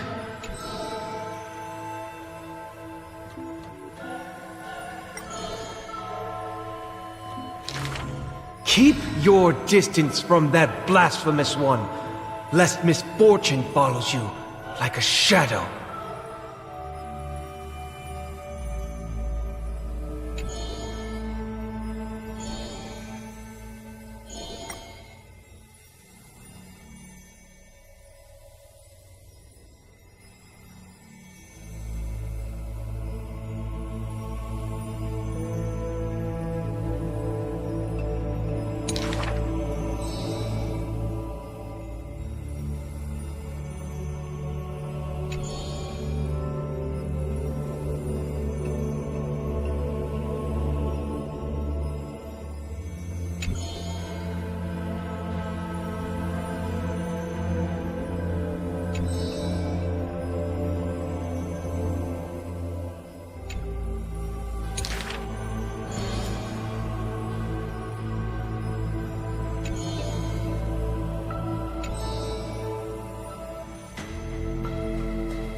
Faced with the god's edict, even I cannot resist.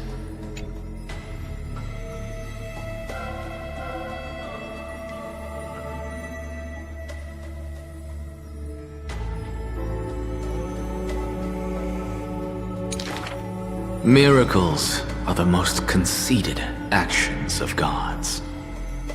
They are God's denial of humanity via might. Magic tricks are the most articulate rebuttal. They are humanity's imitation of godhood via intellect.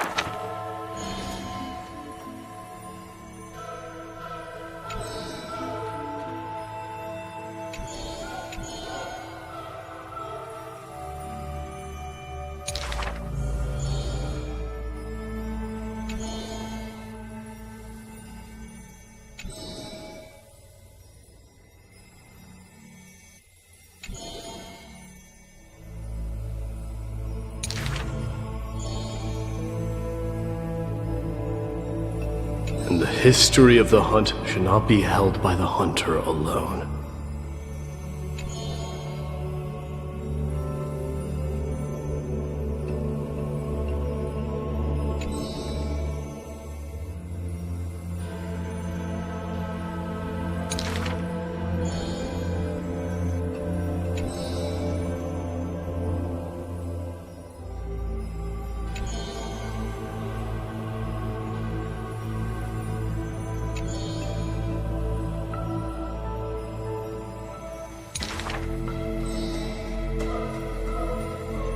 Even insects consume each other, and he's no less than the Mad King's kin.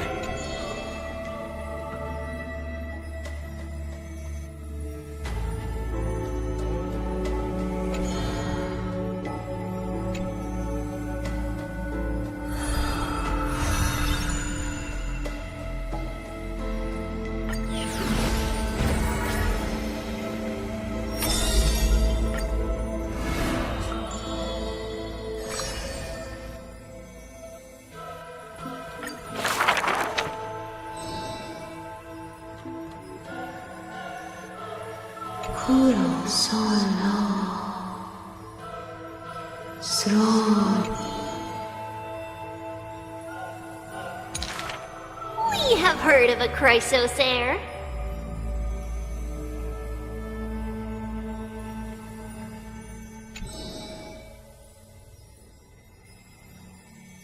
There will always be warriors like me.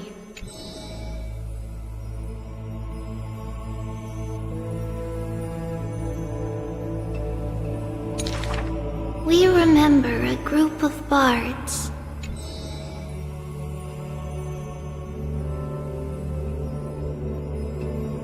Though we lack the might of swords and shields,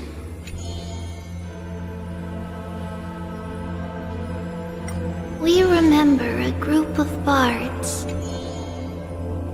though we lack the might of swords and shields, we can take you to walk every part of this world.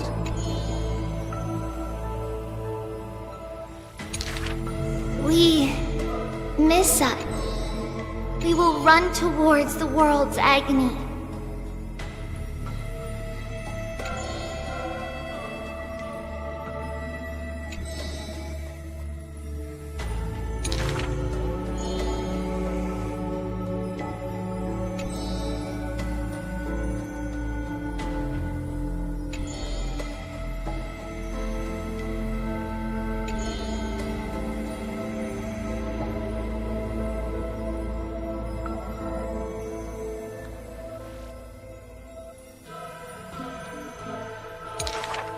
Chase the core flames with me.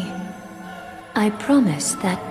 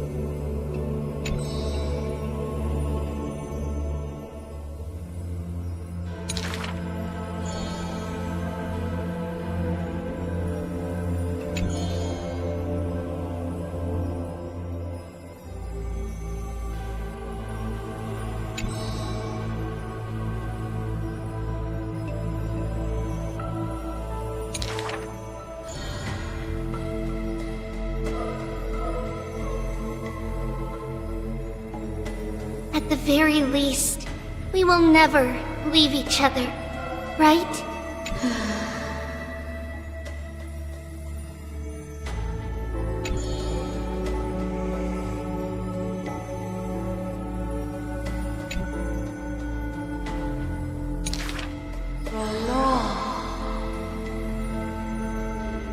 All shall bid farewell to one, and that person alone will witness the miracle.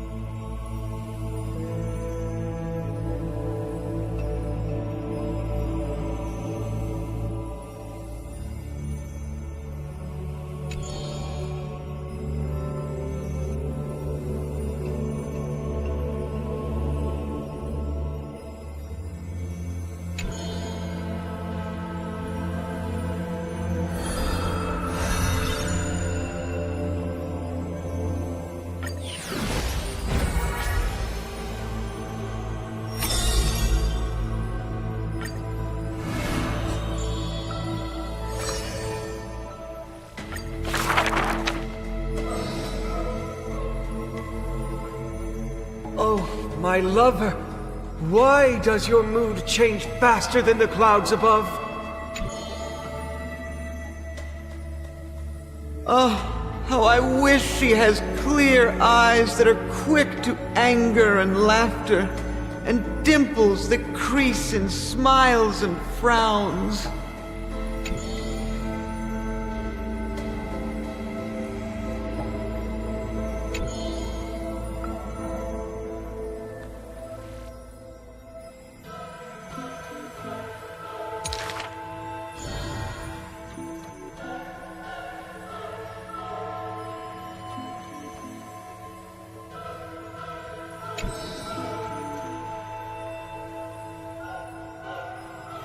Lady Aglaya, I am Apollos' retainer, here for an outfit to take to my master.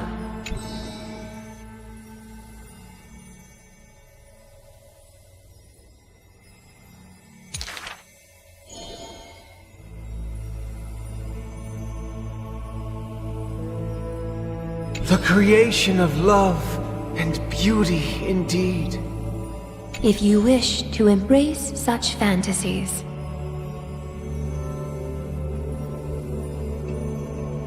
You must beware of the scissors that can pierce through the chest.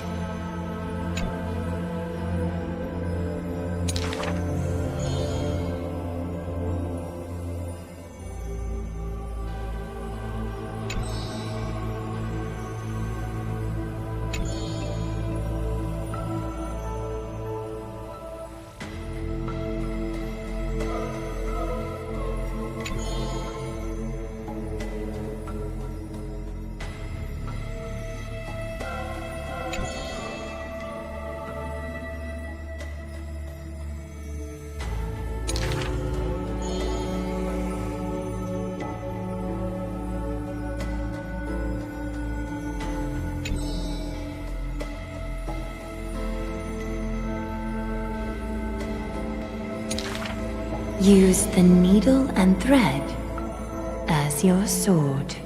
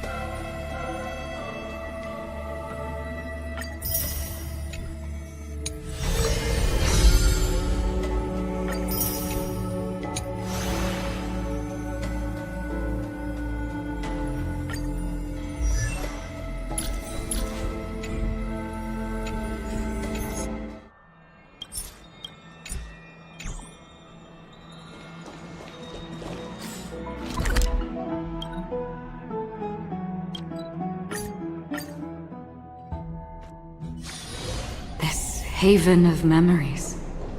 Every touch, every moment is like a thorned rose. The taste of celestial ambrosia.